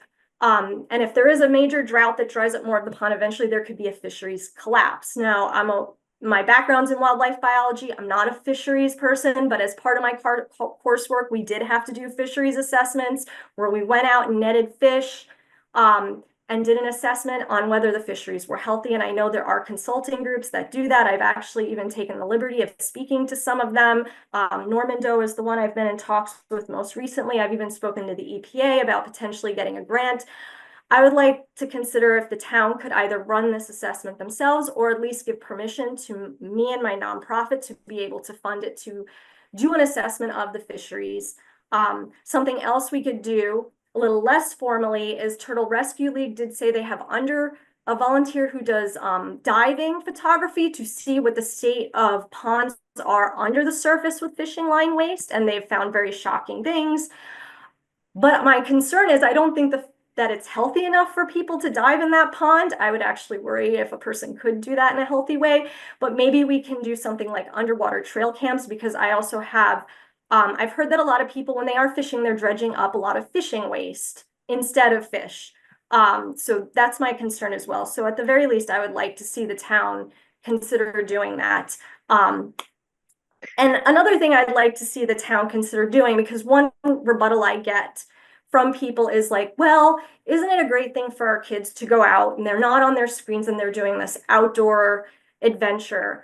But there are just so many other outdoor nature activities that are non-consumptive and would pose much less threat to the wildlife. I would really love to work with the town and partner to do more activities that focus on things like birding and phenology and plant identification, or non-consumptive fish counts and censuses, things like that, to get children involved with as a potential alternative. I know that the town did host something last fall at Menotomy Rocks Park, like sort of name how many species you can see this day. I didn't get to make it, but I'd love to see more stuff like that. I have tried to, on my own, start a phenology group at Menotomy Rocks Park and Spy Pond, but I haven't been able to get it off the ground. And I think just having maybe more investment in that could also offer something for children too, as an alternative, not just saying you can't do this or don't do this as much or don't do this here, but here's other things you can do to enjoy things that are just not being on the screen, and that have like a more negligible or smaller environmental footprint. I'm also in talks with some of the cemetery, like St. Paul Cemetery, about doing trail cams, and maybe we could work with the town to get some trail cams up at Menotomy Rocks Park, at Spy Pond in certain areas, so people can see the wildlife that they maybe are not realizing are in this area, the full biodiversity of the park. And just, I have 2 more slides. The other thing that Natasha asked me, again, she had asked what other places don't allow fishing. For the temporary prohibition, I hadn't heard, Malden hadn't made that decision yet, but for folks who may not be unaware, Black Snook in Cambridge is a wildlife sanctuary. It has wildlife sanctuary status. So fishing is prohibited there. So Natasha and I did speak a little bit about this Black Snook, and potentially could the town ever consider wildlife sanctuary status for this pond as something to shoot for as an alternative. At Black Snook, they have one of the few well-known breeding seasonal, several pairs of green herons come. It gets a lot of wildlife tourism. That's a picture of one at Black Snook swallowing a fish. And it's one of the only ponds in the Boston metro area where all the major species of heron have been spotted at once: great blue herons, great egrets, black crowned night herons, green herons. So it has a lot superior biodiversity, and they've also invested in a lot of vegetation and shade for that pond. So last year, when we had our very severe drought, that pond did not suffer like the way some other waterways have, including Hills Pond. So she and I talked about that. She did say she'd look into it, but you know, that is something to just, and it is roughly the same size as Hills Pond and has some similar history to it as Hills Pond. So it has other points of comparison. And just as a quick aside, this is at Spy Pond. I mentioned this last time. For Spy Pond, I've noticed that there's a lot of fishing line waste behind the fence parts of the pond, both the fence parts that kind of abut the baseball field and Spy Pond condos. People go behind that area and fish, and you're not even supposed to be in that area. So I asked that at the least maybe we can enforce the restrictions we already have, but not just they don't just fish, they go there and they do stuff with glue, they leave behind snack bags and plastic bottles. One point there was a skinned animal there. They've put furniture in the water. There's like benches and chairs. But the reason I'm mentioning this too is I've been asking the town to clean up that part of the Spy Pond since early November. I spoke to Natasha about it last month and she mentioned it would be done right away. And I went today just to check and it's still all there, as well as the fishing line entanglements. I understand that the town is probably strapped or under-resourced, but that's why I'm concerned with Menominee Rocks Park. I just don't see putting up receptacles that the town's going to have the investment to be able to clean that up and stuff. And I just would like to see some more enforcement so maybe these things don't become a problem, because then when I still see the same kind of litter there, like 6-7 months later in the pond, I'm concerned. On the other side, the other part is the stone to the right of the boat deck, the stone fence. A lot of people fish there and that gets like the lion's share of entanglements I see as well. So even just those areas where fishing, like no one's supposed to go anyway, if there was some kind of signage and enforcement, that could be helpful. And that's my last slide. Should I take questions? Because I see people's Now, hands. let's turn it back to the chair and Okay. I'll direct it from here. I'm gonna Nathaniel stop my Stevens, share. I see that your hand went up a while ago, so let's go. Thanks. Yeah, thanks, Lauren. Excellent presentation as always, and I commend your effort and your diligence. A couple of reactions and I guess suggestions, and I'll just run through them. First of all, in terms of feeling the burden feeling that what the town should be doing, you feeling that the burden is falling on you and volunteers. All I can say is, unfortunately, welcome to Arlington, because we've had this issue over the many years. I've been here 25 years. In terms of volunteer groups, are the ones who step up to take care of the parks and the conservation areas through land stewards and things like that. So it is a town that does not have a lot of resources, unfortunately. So a lot of what we feel the town should be doing falls on volunteers, unfortunately, as you're experiencing on that. Just your comment about Spy Pond Park, when we did the design for Spy Pond Park, the redo about now 5 years ago, 6 years ago, one of the goals was to try to have people not go in certain areas, and the vegetation and the fencing was there to do that. And yes, I agree that it would be nice, the town should be enforcing that, but I just want to let you know that part of the design in that was to focus people using certain parts of the shoreline and not other parts. I guess my suggestion is, what more could you do about education signage at these places? I agree with you that just the recycling bins that were there don't really get to the root of the problem, and maybe it's more educating people. I mean, you have a lot of very compelling images. Ask Park and Rec if you can post on the boards, you can post signs, you can do, when I was on the Spy Pond Committee years ago, we went door to door and, handed out things about trying to educate people that, okay, what you put on your lawn, you're still in the Spy Pond watershed, that's going to end up, in a drain and into Spy Pond. So we had booths at Town Day and things like that. So it's just reaching out to the public, social media, which I am totally inept at, but I'm sure there's ways of just, trying to get the word out more, as well as, again, coming to the town and to boards like that. And I guess, I sort of had the same question that the Park and Rec Commission did, or Natasha did, about, okay, well, if we agreed to a pause, what would that do? You did mention you could do an assessment about the the fishery in Hills Pond and the turtlery, I don't know what it's called, the health of the turtle population in sorry, not in Spy Pond, in Hills Pond. I guess I would ask The fish themselves, like a fish census. a fish census. I guess my question is, why could you do that? I mean, why do you need a pause to do that? Couldn't that be done even without a pause? I mean, I'm just devil's advocate for you. I think that there's got to be a stronger reason to have a pause. And what's the reason for the pause? Because in my mind, you could still do that survey without a pause.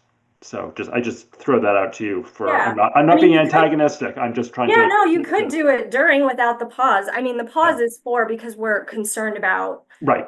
the whole wildlife and the entanglement issue, and we're getting more and more reports of injured wildlife. And we feel like there should be a pause unless until we have some kind of plan of action. But in addition to the wildlife entanglements, it has come to my attention more and more that the fisheries themselves might be compromised. Right. And you're fishing, so you're putting more pressures on the fish. I guess if you did it during that, it would give you, it just, sometimes you could do a pause, do an assessment and say if the Sure, I agree. helping to continue, right? Yeah. I highly suspect the fisheries are probably pretty compromised after several years of bad drought and algae outbreaks, and even just these past few days of extreme weather. Right. I think they're pretty compromised, and I just think that would give us a snapshot of how that's doing. And when that's compromised, then the wildlife that depend on those fish are also going to already be compromised. And that if a lot of those fish have hooks in them, then we know that the wildlife are in a lot of trouble too, right? Because they're swallowing potentially a lot of fish that have hooks in them. Sure. No, I agree. I'm just throwing that out. I also also the again enforcing the pause, right? So that's why I'm leaning more towards get your imagery out there, try to educate the fisher, talk to the people fishing, get your volunteers Talk out to there. the people fishing. I mean, one problem is, and a lot of the people who fish at Menominee Rocks Park are pretty young. Like it's a lot of preteens. And I don't know if people know the laws. It's strange, the fishing laws in the state. You have to have a license to fish if you're 15 or older. But if you're under 15, you don't need any license. You can just go with a rod and just do whatever. And I don't know if I agree with that. And what's weird is I think if you have an adult person present, they have to have a license if they're supervising. But if there's no adult, then it's just like laissez-faire. You can just fish. Yeah. And I just think a lot of 10 or 11-year-olds, I'm sure there's many emotionally mature 10 or 11-year-olds, but brains don't fully develop till 25, and you've got 11 and 12-year-olds sometimes without any adult supervision with like hooks that are doing some pretty massive damage. Like with that one tree that had the dozen bobbins, one of the big volunteers who has all the equipment, who can go out there and get stuff, he spoke to the kids, and one of the kids was like, yeah, almost all of that's mine. And he was like, that's a problem. And the kid was like, yeah, and he kind of shrugged. Right. So, and there are other kids who are, pretty responsible, but it's hard to go to every kid individually. But I'm just saying, I think that that's part of the problem. I know at some other bigger ponds, they've done some enforcement where people will come, the cops or the ACO will come, ask if you have your fishing license. And what they found is a lot of people are not, adults are not, or people who are 15 and above actually do not have licenses. And in theory, it is against the law to that. And they've found a lot of people, adults that are with the kids, none of them, the adult does not have their license. So that kind of enforcement is also an alternative. Right. I think you'd find a lot of people are not fishing with licenses either. Okay. Thanks. Appreciate it. I'm gonna go with Nathan. Oh wait a minute, we should Nathaniel. Let's go with Brian McBride. I don't know who is next, so let's just go with Brian. Yeah, just a quick comment that my impression is that this activity of fishing in this pond is harmful to the habitat and harmful to the wildlife that depend on that habitat. I think it's pretty open and closed case. I don't think that education per se with this age group will be very effective, just having had a child that age. But I do think a pause with the redirect to Spy Pond, which is not that far away, might be a wake-up call to folks to behave better. And honestly, I don't know whether it's ever possible to fish responsibly in this particular pond, given the small size, the overhang of trees, the marsh and cattails and so forth. It may not be a good place to be fishing, period. But I would, based on what you said, Laura, I would be more in favor of something that gets the attention of the fishing population, like a stop to the fishing with subsequent education. I think that would be the most effective route. Thank you. Now let's go with David White.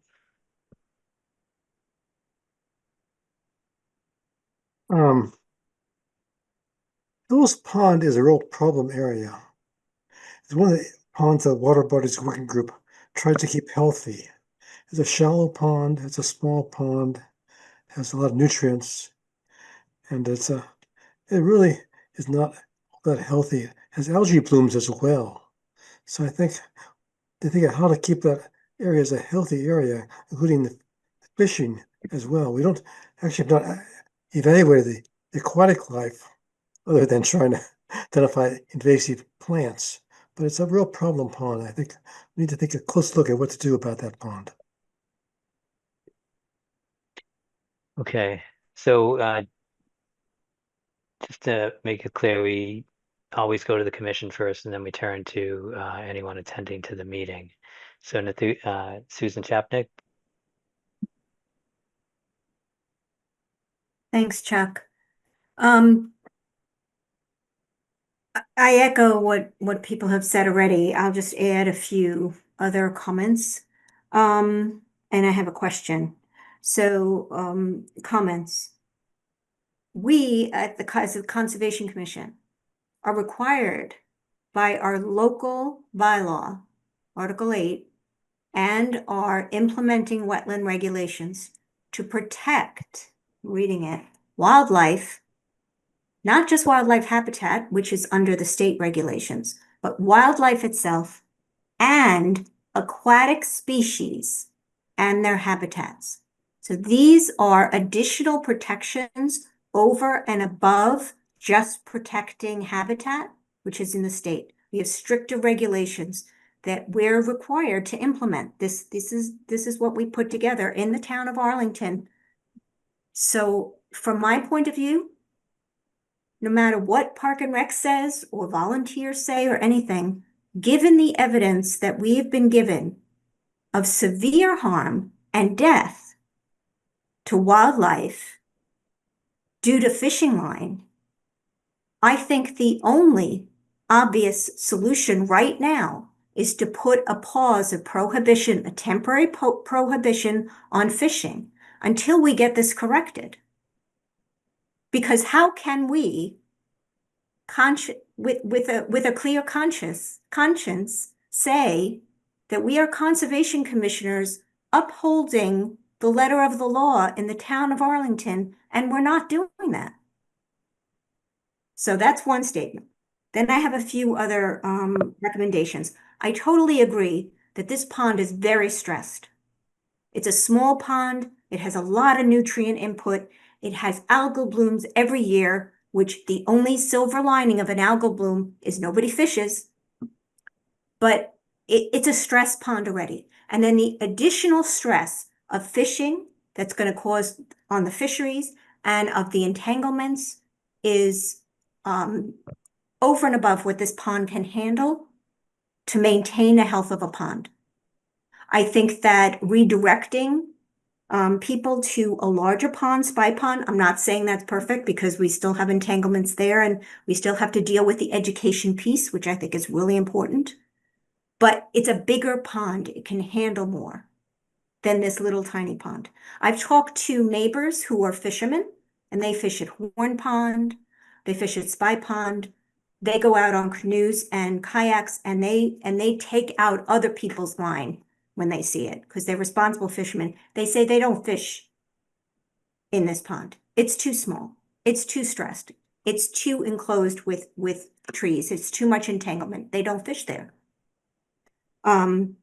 So the other thing I want to mention is that we do have laws in Arlington that prohibit certain activities that certain residents would like to do.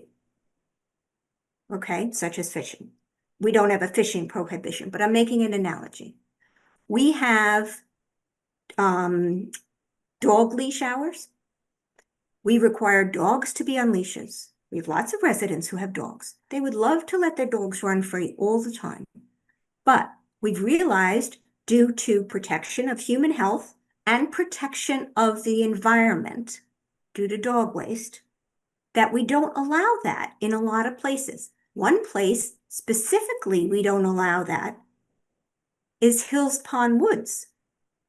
Specifically because dogs off leash can harm people who are walking through the woods potentially, and also specifically to protect the wetland environment, to protect the pond from excess nutrients from dog waste.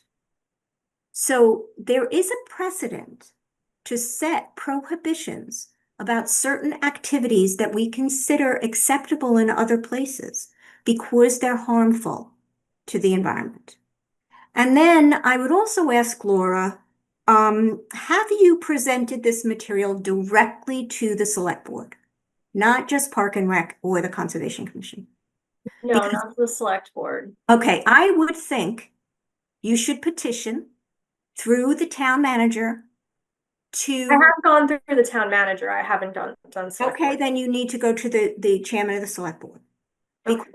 Because they are the ones that supported, I think, the rodenticide issue. And I think that you might find some traction there. But I would say, I'm speaking to my other conservation commissioners, I think we need to act.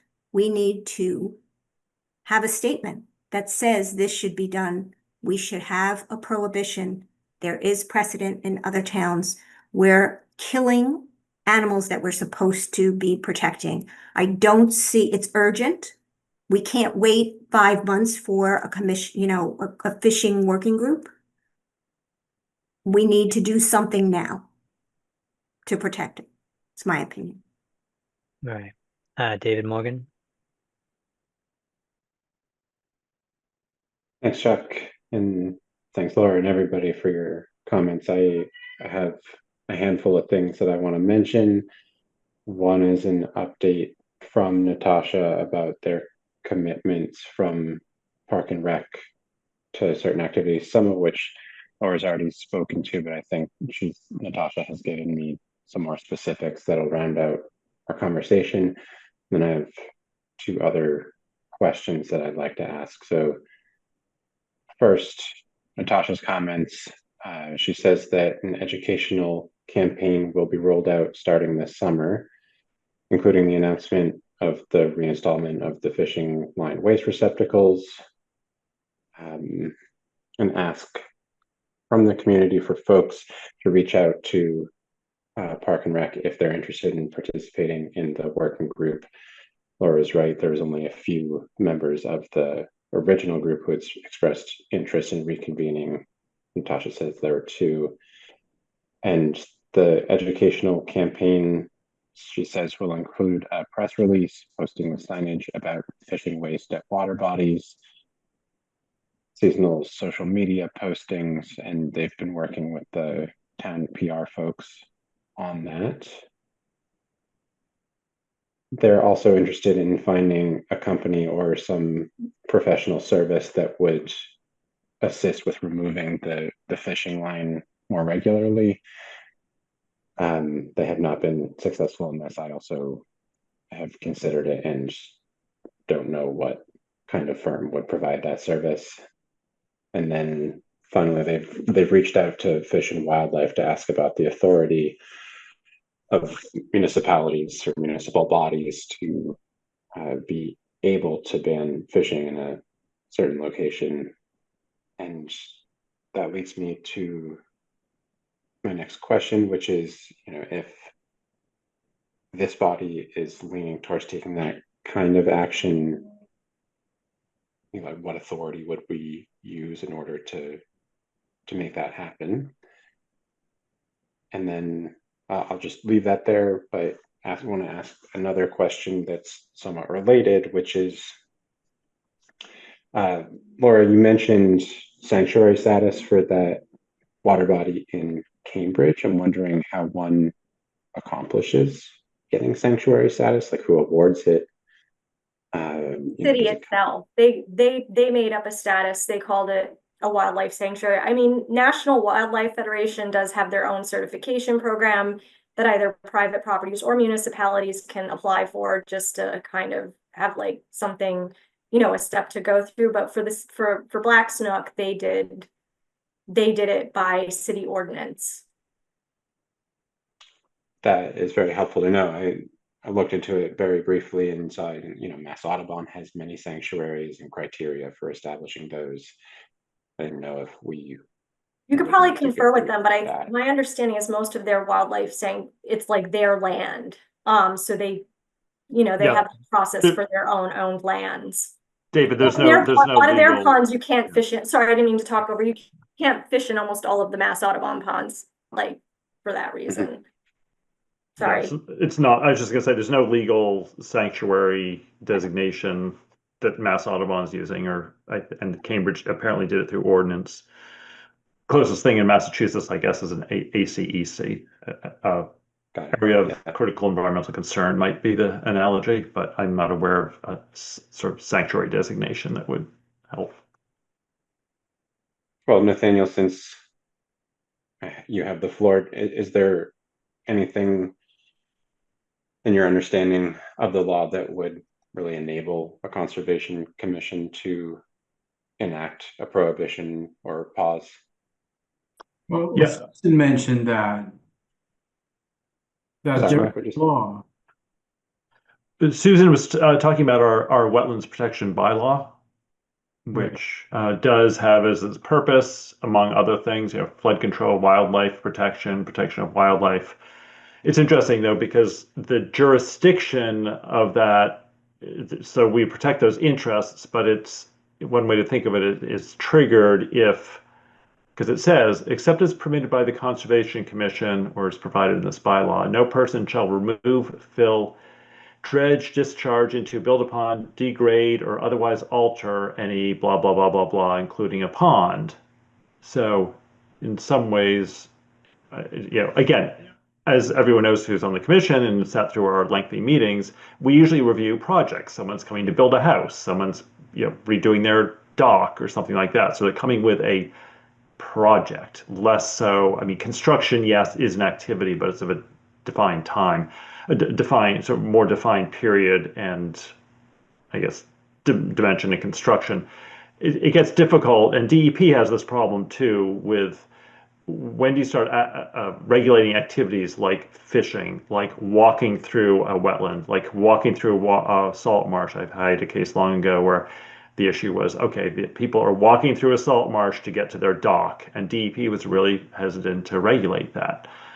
So it's getting into a problematic gray area. So I don't have an answer, Mike or David, who's asking the question right now, because it's not the classic case of how a conservation commission regulates things. So I've got to give it some further thought.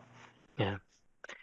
All right, David White, then I'm going to turn it over to people who've attended tonight's meeting.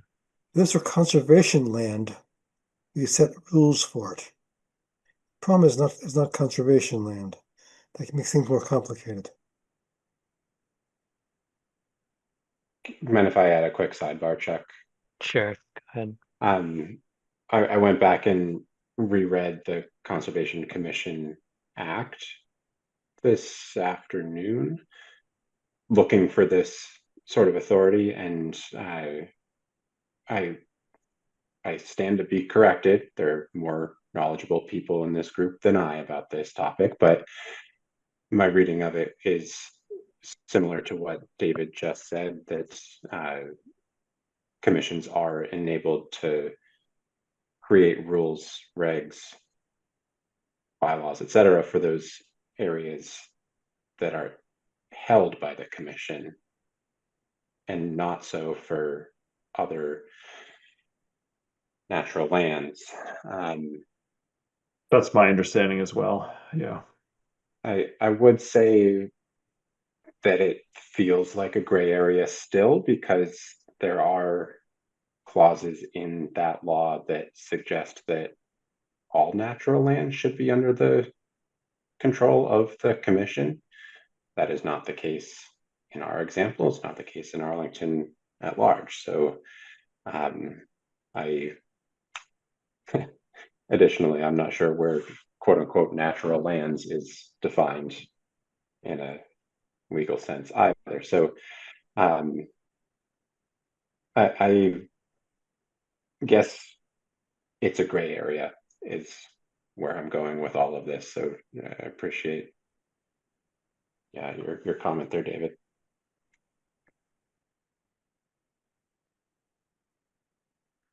Okay. Yeah, I saw Mr. Can I just respond to that real quick before you go to the public? Just 1 second. I know it's late. Can't we recommend a prohibition? Is our only recourse, we may not be able to enforce it, but we can recommend it, just like the select board can write a strong letter about Thorndike. Sure. Yeah. No, I think David, I understood David Morgan's question is, do we Okay. have the legal authority to put a pause on? I hear what you're saying, but I think if we not recommend it, it carries a lot of weight. Okay. Sure. Yes. That's all I wanted to say. Yeah, and we did recommend that they not have off-leash dogs in the woods, and they've been kind enough to honor that recommendation and abide by that recommendation. But yeah, we're getting a preview that they are not amenable to a pause there. But yes, we can make resolutions about whatever the hell we want, but are they legally enforceable? No. All right, David White. I think we should communicate with the town manager and the select board about our concerns about this area. And not just Park and Rec. We need to go to a larger group of people to say, we are really concerned about what's happening in Hills Pond. So finally, we're going to go to Jonathan Donahue. Thank you. It sounds like a lot of us are roughly on the same page, but I still want to kind of speak my piece here. No humans will die if we suspend fishing for a little while. People will adjust. They may moan and groan, but we'll be okay. If we don't suspend it, we know that more creatures are going to be harmed and killed. And so why not just try it for a little while? A simple reason, in my opinion, to suspend it is compassion. I have compassion for the birds. I have compassion for that turtle. I actually have a lot of compassion just for the fish themselves, shooting fish in a barrel. It's a tiny little pond. I was just walking there last week. A young boy had pulled a small bass out of the pond. He couldn't get the hook out of its mouth. Of course, the fish is suffocating in the process. I asked the boy if he needed some help with it. He said he didn't want help. So, we don't really need to fish to feed ourselves in this part of the world, and we're fortunate for that. But and it'll probably be 100 years before catch and release fishing is, more universally frowned upon. But it's got to start somewhere. And in this particular pond, it's just, it's really impeding upon a lot of different things, the other wildlife, the enjoyment of tree hugging people like myself who like to go there and don't like to see this stuff going on. As far as further education programs go, I think Laura has already been struggling mightily, largely on her own here to do that. And, how much more of that do we have to do? Kids are going to want to fish. I understand. I fished for a couple of years when I was a teenager. It was fun, but I always felt bad about it. I did it because adults said it was okay to do. But now that I'm older, I don't feel that way.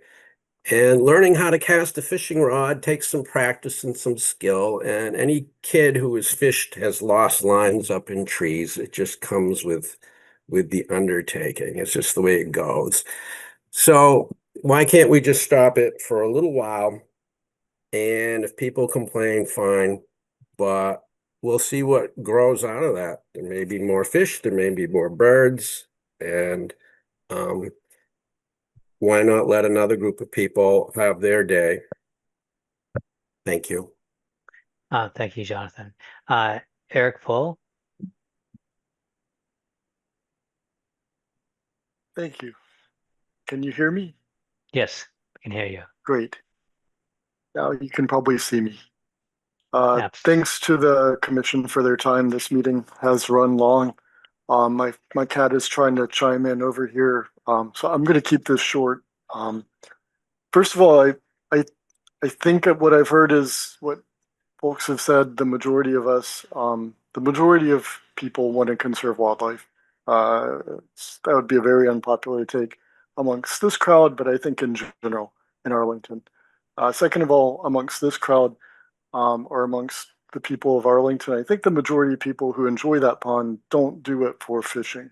I think there's a very visible minority of people who enjoy the pond for fishing, but the rest of us, it damages our enjoyment to know that wildlife is being harmed there, especially secondary wildlife like turtles and other wildlife. So I think we're broadly in consensus, and I don't think there'd be a lot of, I think there's going to be a vocal minority that's pretty visible who might oppose some sort of a moratorium. But I agree with what was said by the commission that a moratorium will be a very effective means of education. I support that. I've been struggling to think of a way that you can have effective, scalable education, like what Parks and Rec is recommending. I can't think of it. Signage, people walk by it. It's not necessarily effective, and you just can't reach everybody who's possibly going to want to come to the pond and fish. Education's going to always have holes in it because it's not exceedingly scalable, and when it even where it scales to, it's not effective enough. Tree trimming affects the wildlife by damaging the tree canopy and harms the wildlife habitat. So I don't like that solution. And fishing waste collection, it doesn't address most of the fishing waste, which is actually causing the harm.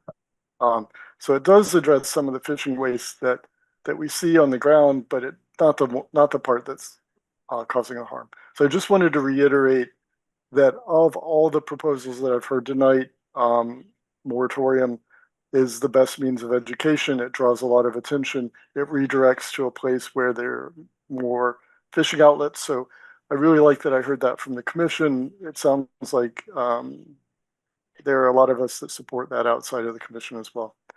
I just want to wrap up though by questioning Arlington's ability to pay for wildlife rescue and fishing waste cleanup. What Arlington has paid for some extremely expensive items in the past, some big ticket items, and I've been a part of town meeting and they're as an audience member, and I've observed the budgetary process. So I've seen light items that are pretty sizable. It's really about where we prioritize, and so I hate to say this when Laura's on the call, but I wouldn't be surprised to see some sort of direction in the future asking town of Arlington to commit resources to fishing line waste and to rescue, like towns, municipalities like Cambridge and Malden already do. Thank you. All right, thank you, Eric. Laurel Kane. Hi, thank you for having this discussion. I just am a resident of Arlington and wanted to join the call to support the recommendations that Laura has made. I thought her presentation was extremely well researched and compelling, and obviously she's knowledgeable. And I'm not super knowledgeable. I just am a great appreciator of wildlife. And I think several other people have spoken incredibly articulately and with great arguments, including Susan and Brian and Jonathan, as well as Eric. So just supporting that, I think you can't please everyone. And if we're going to prioritize 10 and 11-year-old boys fishing, I think that's the wrong priority. We're in the midst of a mass extinction. and wildlife needs all the help it can get, including here in Arlington. And I think it's part of our civic values in this town that a lot of people embrace, even though they might not be engaged in the issue directly. Thank you. Sure. And before I go to Brian, I'm just going to say it's 10 minutes of 10. I think everyone knows where you're at. So I'm going to close off public conversation here. I'm going to go back to the commission. I just want to hear, and I'm hoping to hear quickly, someone come up with how we're going to move forward. This is a horrific thing for the Conservation Commission to endure 2 meetings, to see all of these birds, fishes, and just this area being improperly managed. And I think something should be done with it, but again, it's not on conservation land. It is our jurisdictional water body, and we have jurisdiction on the bank and the buffer zone.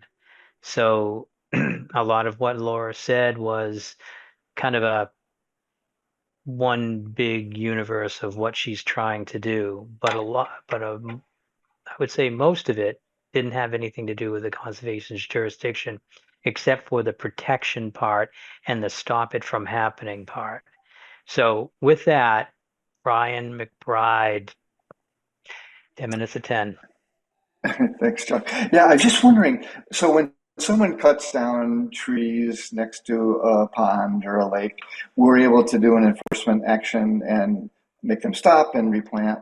Isn't there an analogy to this situation where we could have the owner of this pond, the Park and Recs Commission, who is enabling harmful activity on the shore of a pond, receive an enforcement order and ask them to stop the activities which cause that harm? I don't know the legalities of it. Maybe is this an unreasonable thing? So Susan was talking about the bylaw, and I would have her or Nathaniel talk about that, but the WPA talks about alteration. And so that's probably not happening with some few pieces of fishing line. So the trees can still grow, bank is not disrupted, but we do have this animal. So I don't think this is at all under the domain of the WPA. So with that, I know Susan may chime in later, but I see Mike Gilderscame with his hand up. Just briefly to say that I endorse what David White suggested in terms of a memo or letter expressing concern to the town officials rather than just trying to go through the Parks and Rec folks. And sure, so Nathaniel Stevens has his hand up. I was going to, follow along sort of what David and Mike were just saying, make a motion that we, I don't know, and this is sort of debatable, issue a statement, send a letter to the select board, alerting them to this issue, to ask their assistance, and to hear Laura at a presentation to the board so they can better understand the issue, and that we feel that they've been doing a lot of work that the town should be doing. We should note, though, however, that we are working with the Park and Rec, but that we feel that more needs to be done, and it's an urgent issue. That's just a thought. Anyone feel free to modify that, but I think some sort of either statement or letter, maybe a letter to the select board. I think I'd make a motion that we recommend a pause. We'd be very serious about it. We recommend a pause in fishing at Hills Pond because it is a very stressed resource, because it is our responsibility to protect the wildlife and the aquatic organisms. Yeah. We can use the language directly from our bylaw and from our wetlands regulations, and that we recommend that the select board take up this issue along with Park and Rec and us. We're willing to work on it with them, but to protect the wildlife and the aquatic organisms from this urgent threat, we recommend a temporary pause on fishing and then look into education fishing line working group, all the other good ideas. All right, so as I understand it, Nathaniel made a motion. Is you making a I modified his motion. Modify the Do you motion, accept yeah. that friendly modification? Yes. I don't I know. mean, I'm morally supportive of the pause. I'm just questioning if that's just going to create friction with Park and Rec, whose cooperation we ultimately need. Maybe, I mean, but we're frustrated. Yes, I yeah, get but it, we haven't gotten about this. I anywhere think in that- 2 months, and these animals are dying. So why aren't we being a little more forceful? I think we need to be a little more forceful. I think Park and Rec drags things out forever. Right. So maybe it should just be we issue a statement asking That's the town generically to do this. And That's fine. Yeah, I'm making Yeah. a recommendation or a Vision. statement. I'm not saying Statement. we're going to pause it. I'm Right. saying that the Conservation Commission Supports the recommends pause. or Yeah, supports and recommends. Yeah. supports a temporary pause in fishing due to the urgent need of protecting wildlife and aquatic organisms, which is in our not jurisdiction, which is a requirement that we carry out in the town. Our responsibility. Our responsibility, that's it. Yeah. Whatever that was, I'll second it. Sure. And I think we can work out language that can Yeah. be diplomatic to Park and Rec, but just say that we feel that it's urgent and we support the idea of a pause and recommend that the. And so we'll work on the language. Yeah. Great. So I have a motion and it's been seconded. And so Susan Chapnick, Yes. David White, Yes. Brian McBride, Yes. Mike Gildescame, Yep. Nathaniel Stevens, Yes. and Chuck Tironi says yes. Okay. So we'll work on this letter with admin, with Jackie and I guess Nathaniel and I. I'll have advice to whatever. Okay, whatever. Next week. Going to be hard to do. I guess it's going to be after Tuesday, right? You already have something to do on Friday and Monday. Yeah. Yeah. It'll be pretty short, I think. So why can't we just ask David and Jackie to put To something draft a together letter to and be we'll edit it. reviewed? Yeah, To we'll be take a- reviewed. Go back and listen to our recording because we had something in there that worked. Yeah. Okay. All right. And we do care for Hills Pond. Motion to adjourn? No, we have No, we have an hearing. Would it be great? That's so fast. Yeah. That would be so great. Yeah. I wish. Okay, so we're going to move on to our hearing. We're going to close off all discussion about all of Thanks, their items. Laura. Thank you very much. I Yeah. appreciate your time.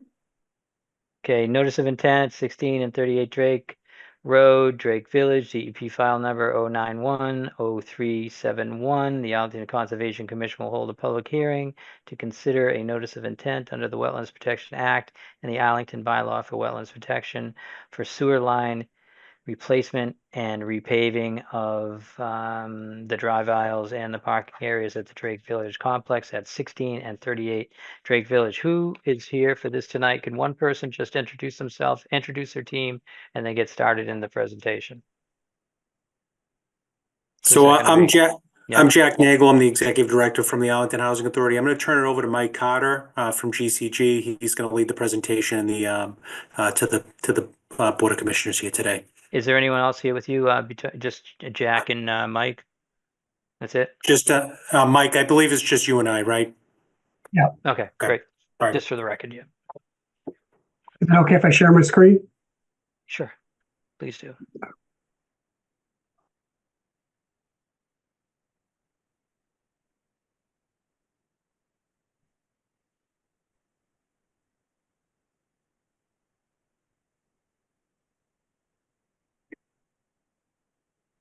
Okay. So for the record, my name is Mike Carter. I work for GCG Associates. We're the engineer for the project. And basically, we're here before you. We filed a notice of intent to reconstruct, repave the Drake Village Housing Authority site, which we actually were before you about 3 years ago to do part of it, and we want to complete the project. And basically, the Drake Village is a housing authority site. This is a Google Earth image. Just quickly, this is the Minuteman Bikeway. Here's Drake Road. Here's herd field, and then this is your reservoir right here, Mhm. Arlington. The resource area is basically, there's multiple resource areas, but there's Millbrook, which runs, this is in Lexington, if you follow my mouse, wraps around the housing authority and then continues on and wraps back over here, near the reservoir. The site itself it consists of a high-rise multi-story building here, which is about 144 apartments, and then individual buildings that are two-story, which is about 71 apartments, or units, I should say, not apartments. The roadway comes in Drake Village. This part from the main road is Town Road, and it's Town Road till, if you follow my mouse, to about right here. And then rest of the pavement in the development is Housing Authority property. The project is two sources of funding. One is through the Housing Authority itself, through the state. And then the Housing Authority also has gotten a grant from the town. And Jack, I think it's CDBG money, correct me if I'm wrong. That's correct. To improve this portion of the town's road. So the resource areas that we are within are the 100-foot, 200-foot riverfront area. We're within, along this backside.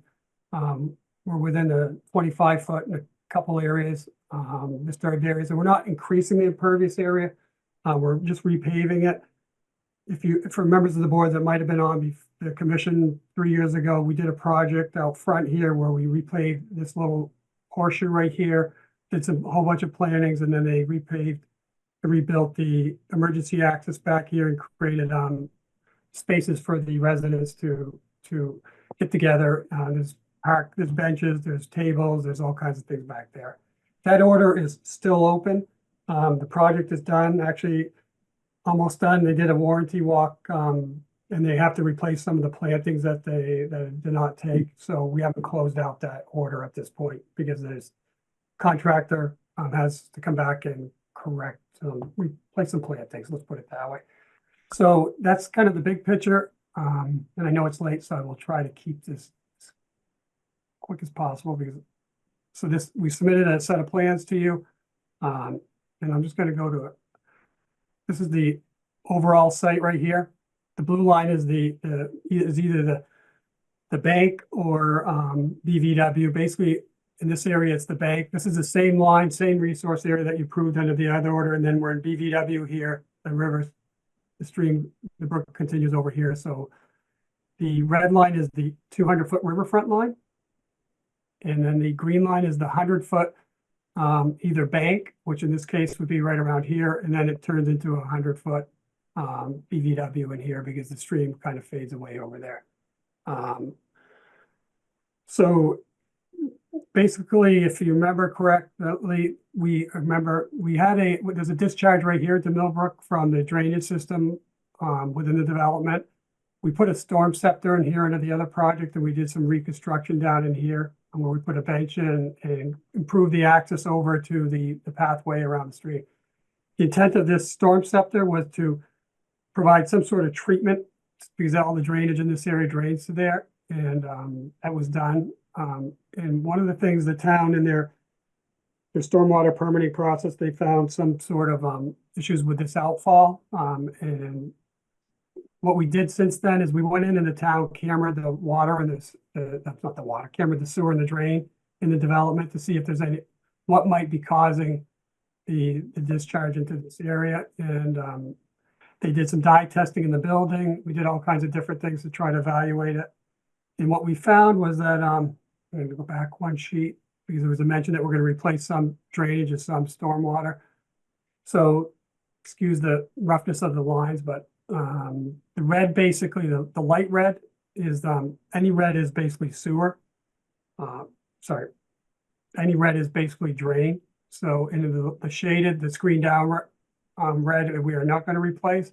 But what we found over here in front of the big building, which is right here, is that this drain line in this area, the heavy dark red, and this dark green line, the sewer line, there's a lot of root intrusion into the sewer and the drain. There's a lot of root intrusion, and I'll zoom in here.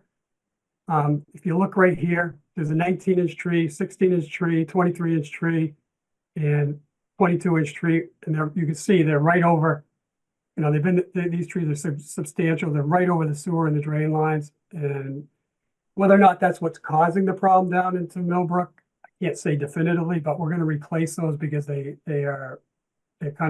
have joints that are open in the sewer. They got roots in them. Exfiltration is possible. So part of the project is to hopefully, and to try to address this issue down here, is to replace this drain line in this area, replace the sewer. And obviously in doing that, we have to take down these trees right in these two trees here and this tree right here. I believe we're going to be able to save the 23-inch tree. So that is some improvements that we're trying to make to hopefully rectify this situation down here and with respect to utilities. Basically, the project is we reclaim the roadway. Basically, you come in with I call it it's a pulverizer. Think of it as a big rototiller. It breaks up the pavement, grinds it up into 2-inch minus, 3-inch minus. We regrade that, and then we repave it. We reset all the curbing, and then we rebuild the sidewalks and reset all the drainage structures. We put hoods on the drainage structures, which is there are not hoods there in that case right now. And the hoods kind of prevent the oil lot, some sort of separation from any runoff from the pavement before it gets into the drainage system against the Millbrook. So just to kind of, if you read if you saw our notice of intent, there's basically 12,505 feet of work inside the 0 to 100 foot riverfront area, which is, if I'm looking at it right here, you'll see this area right here is inside the 0 to 100 foot. And then a small area over here. Well, actually, this is not 100 riverfront. This is buffer zone. And then in our report, we said that there's 2 areas that were within 25 feet. And I didn't color all the lines, but this, if you follow my mouse, this is a 25-foot riverfront bank from the bank right in this area. So this area right in here, we're repaving it, we're regrading everything so it goes back away. Right now, it kind of flows this way. Our intent is to get as much of this to go back into this catch basin, and then go out to the stream. And then the other area is over right here. This patio area it's a patio. It's a paved area where there's drying yards for clothes. Are the 2 areas inside the 20-foot. Being late, I just want to give you a big picture overview and can address any questions that you may have. Sure, thanks. Yeah, I had a couple questions to start off with. The repaving and the stormwater sheet flow, was it not running towards the drain? Is that where it's running now? Or are you just improving the situation and having it run towards the storm drains? Trying to where we can to get it to go to the storm drains. For example, it's if you go out to the site, usually what drives a lot of these projects for housing, public housing in Massachusetts, which I do a lot of, is that there's safety concerns, there's trip hazards. This is the original pavement from the development. You go to a curb and the sidewalks are below the curb, there's tripping hazards. So we go through the whole site and we develop a grading plan so that everything drains in the right way, what it was originally intended to. And that's an improvement over the existing conditions, right? Oh yeah, this is anything we do out here would be an improvement, stormwater wise, safety. I know that's not your purview, but it's part of what's really driving that. Yeah, I'm looking for environmental improvement. So I guess if you're treating the water before it enters Millbrook, I would consider that an improvement. Are you being compelled by a different authority to replace the sewer line and whatever that other green line was? There was a green line and a red line you were showing us. Is some other authority, town of Reading, town of Arlington asking you to do that? So yeah, so what happened when we were kind of what was driving this when we filed with you guys 3 years ago, the town engineer at the time, Wayne Chenard, indicated there was a discharge here, a reading of I can't remember what, and I think David Morgan might remember what, but basically, so we investigated this to try to figure out what might be causing it. That's why they cambered the sewer and the drain, and we're doing this as part of the project because we know it's an issue with the town. We're not being required to at this point, but it's the right thing to do. That's why we're doing it. Okay, I just wanted to make sure you weren't compelled to make that improvement, so it does qualify for mitigation. I have no more questions. I see that Susan Chapnick has her hand up.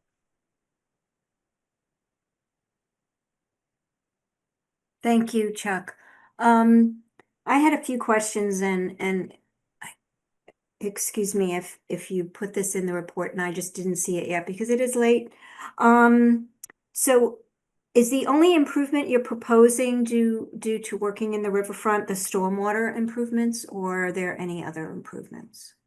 Only the stormwater, only the drainage, and replacing the sewer too, which they can't say it definitely, but it may be the cause of some of the issues down. You know, the sewer that's fractured and broken may be causing may get into the stormwater because they're parallel with each other and close to the same elevation.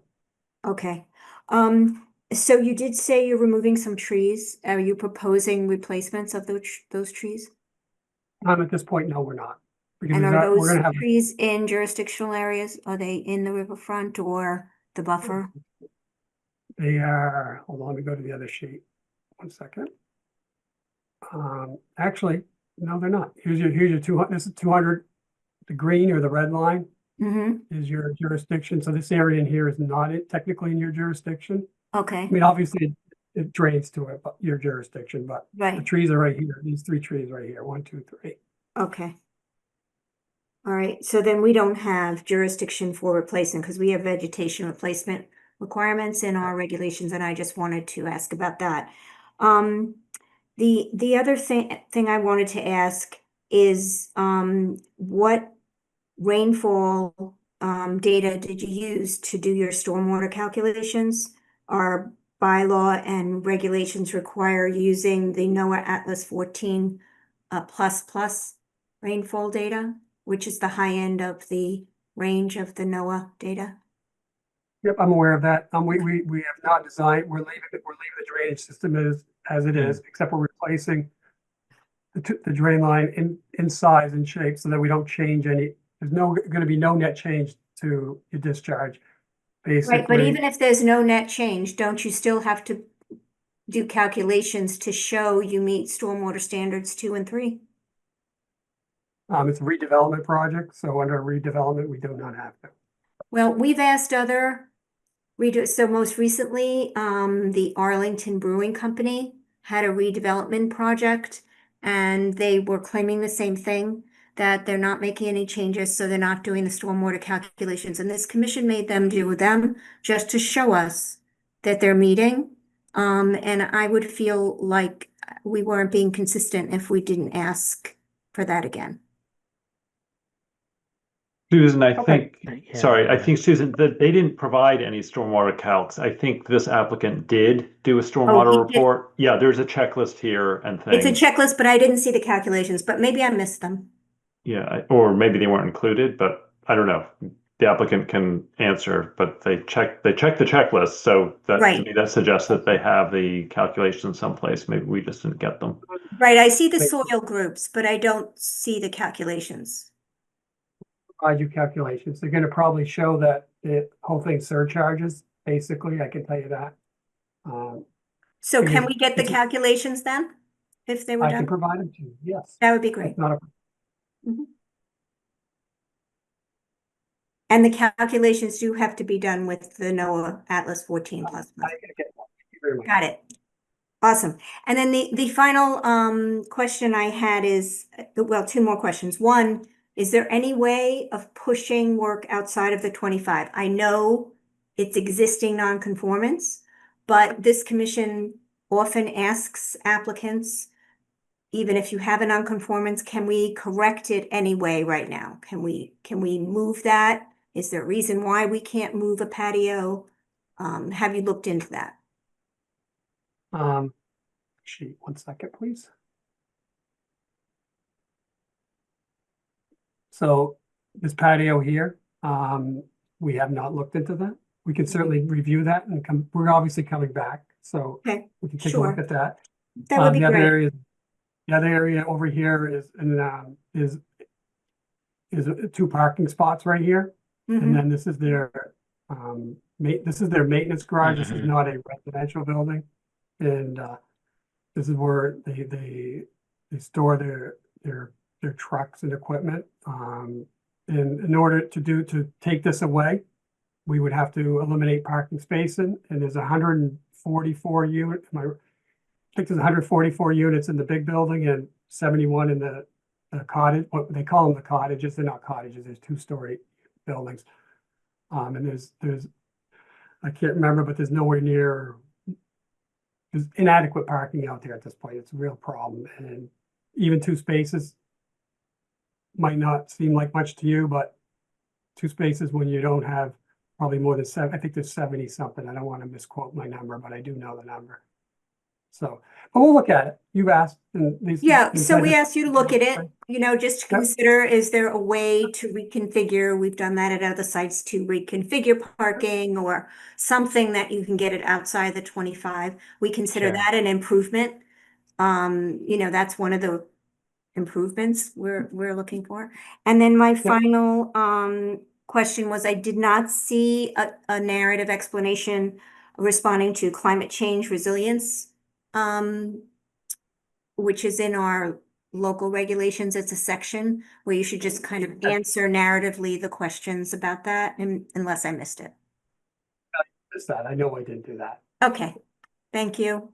Sure. And before we go to Nathaniel Stevens, Susan, I'm a little confused about your question about the stormwater standards and all that. I don't think that they're repaving. I don't see how that triggers stormwater.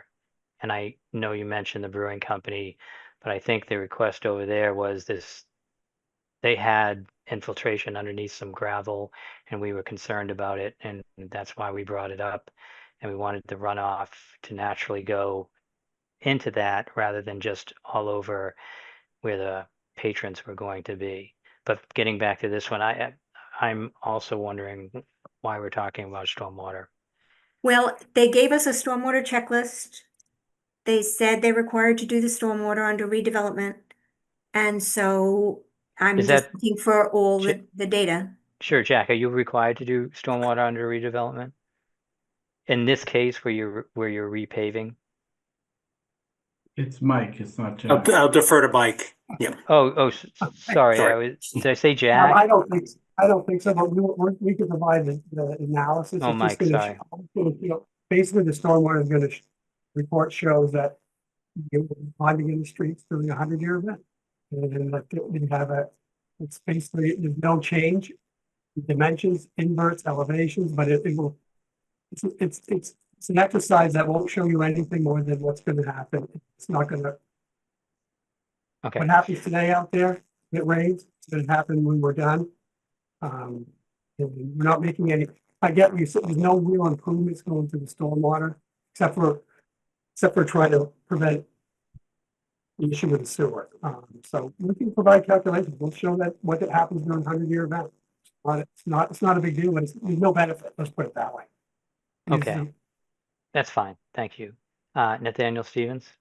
Thanks. Somewhat related to that, my question is, and I think I know the answer, but just wanted to confirm, you're not increasing any impervious surface, i.e. when you're repaving, you're not widening roadways or adding parking spaces. Is that correct?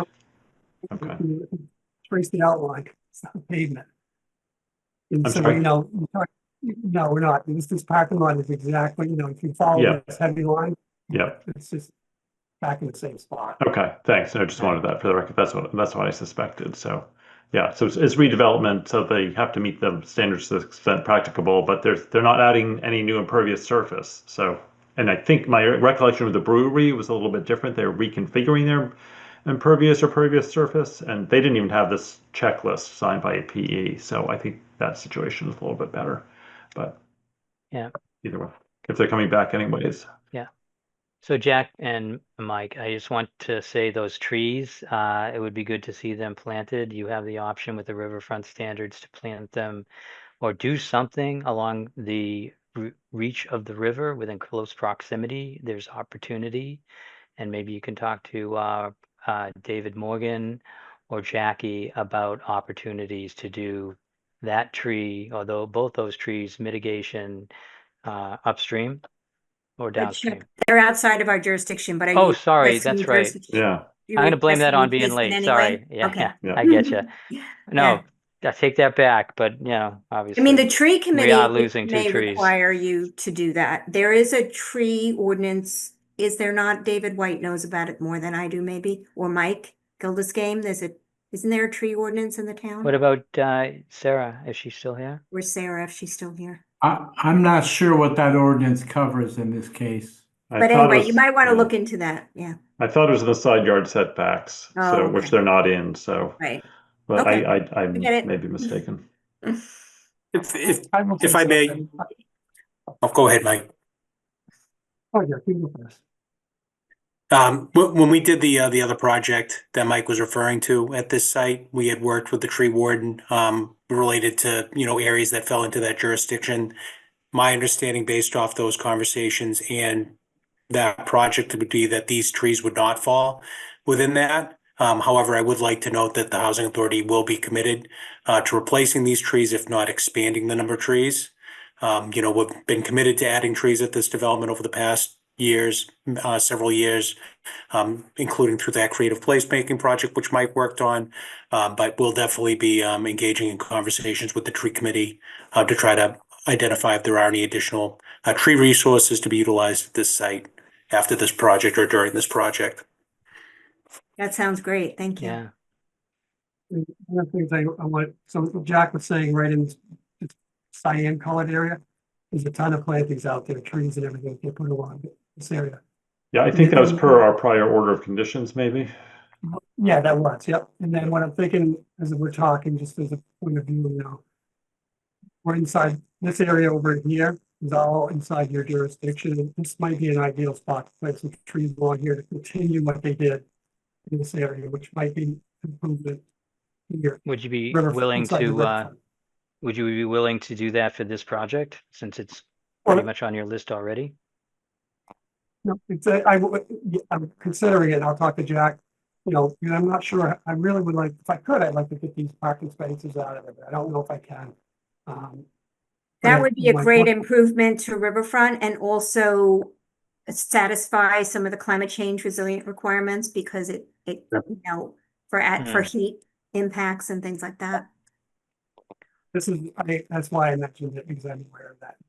This is an ideal spot where it's kind of there's a pretty big green space area right here. Yeah, I can see a lot of benefits to it. I'm willing to, Mike, I'm willing to engage on that. Yeah. Right, I don't think there's any benefit if you go down along the Millbrook here. You're gonna go out there. This is all wooded. There's a chain link fence that, if you remember, that runs right along here, and this is all covered. So there's really not any benefit, anything we can really do over in that area.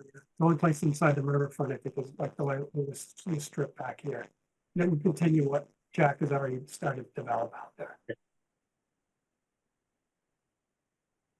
All right, David White has his hand up. There's also the Millbrook project that David Morgan is working on. So we might check with him about that. Oh, for other mitigation opportunities. The whole stretch of Millbrook is being investigated, and I haven't seen the report yet. David Morgan? Be happy to talk with you, Jack and Mike, about the outcomes of that report and see if there are locations that you want to improve. I mean, I think Mike's rightly pointed out that a lot of that area is already treed along the banks, and there's probably a minimal amount of activity that could be done to improve it in relation to this project. But all the same, I'm happy to talk it through. All right. So that seems like as far as we can take it tonight. Our next meeting is on July 10th. Can you get everything together for that meeting, or would you like to go to the next July meeting? Which would it be due? A week before, yeah, which is so that's actually the holidays the next week, right? Yeah. Why don't we? It's okay with Jack. Why don't we go 2 meetings out, which is July. July 24th. That will be the 26th. July 26th. It's not the 24th? Oh, is it the 24th. 20th? Sorry, Yeah, The 24th. 24th. sorry, Okay. 24th. Motion to Alright. continue this to the 24th with the applicant's consent. A second. I think that was David White. Mike Gildersgame, Yes. Susan Chapnick, Yes. Brian McBride, Yes. Nathaniel Stevens, Yes. David White, Yes. and Chuck Gironi says yes. Okay, thank you. And do We'll you know see. what you need? Because you can review that with Jackie or David after they review the minutes so that they can give you a bulleted list and you remember what you need to submit. Okay, thank you. And for the sake of clarity, the supplemental materials will be due just a week prior to that meeting, Okay. a week and a day, so the 16th. All right, thank you. Thank you so much. Sorry it was so late. Mhm. Oh, that's okay. I feel bad. Thank you very much. Have a great night. Great Yeah. weekend. Night all. Yep. All right, so if there's no other pressing conservation agenda items or discussion items, I'll take a motion to adjourn, and we'll do the hand wave gesture if that's So what. So moved. moved. Yes, yes. Adios, Bye muchacho. now. Have a Bye. good Take care. 4th of July, everyone. Yes. Take Yeah, care. same to you. Bye now. Bye. We'll see you So later, long. Brian. Take care. Thanks for the help tonight.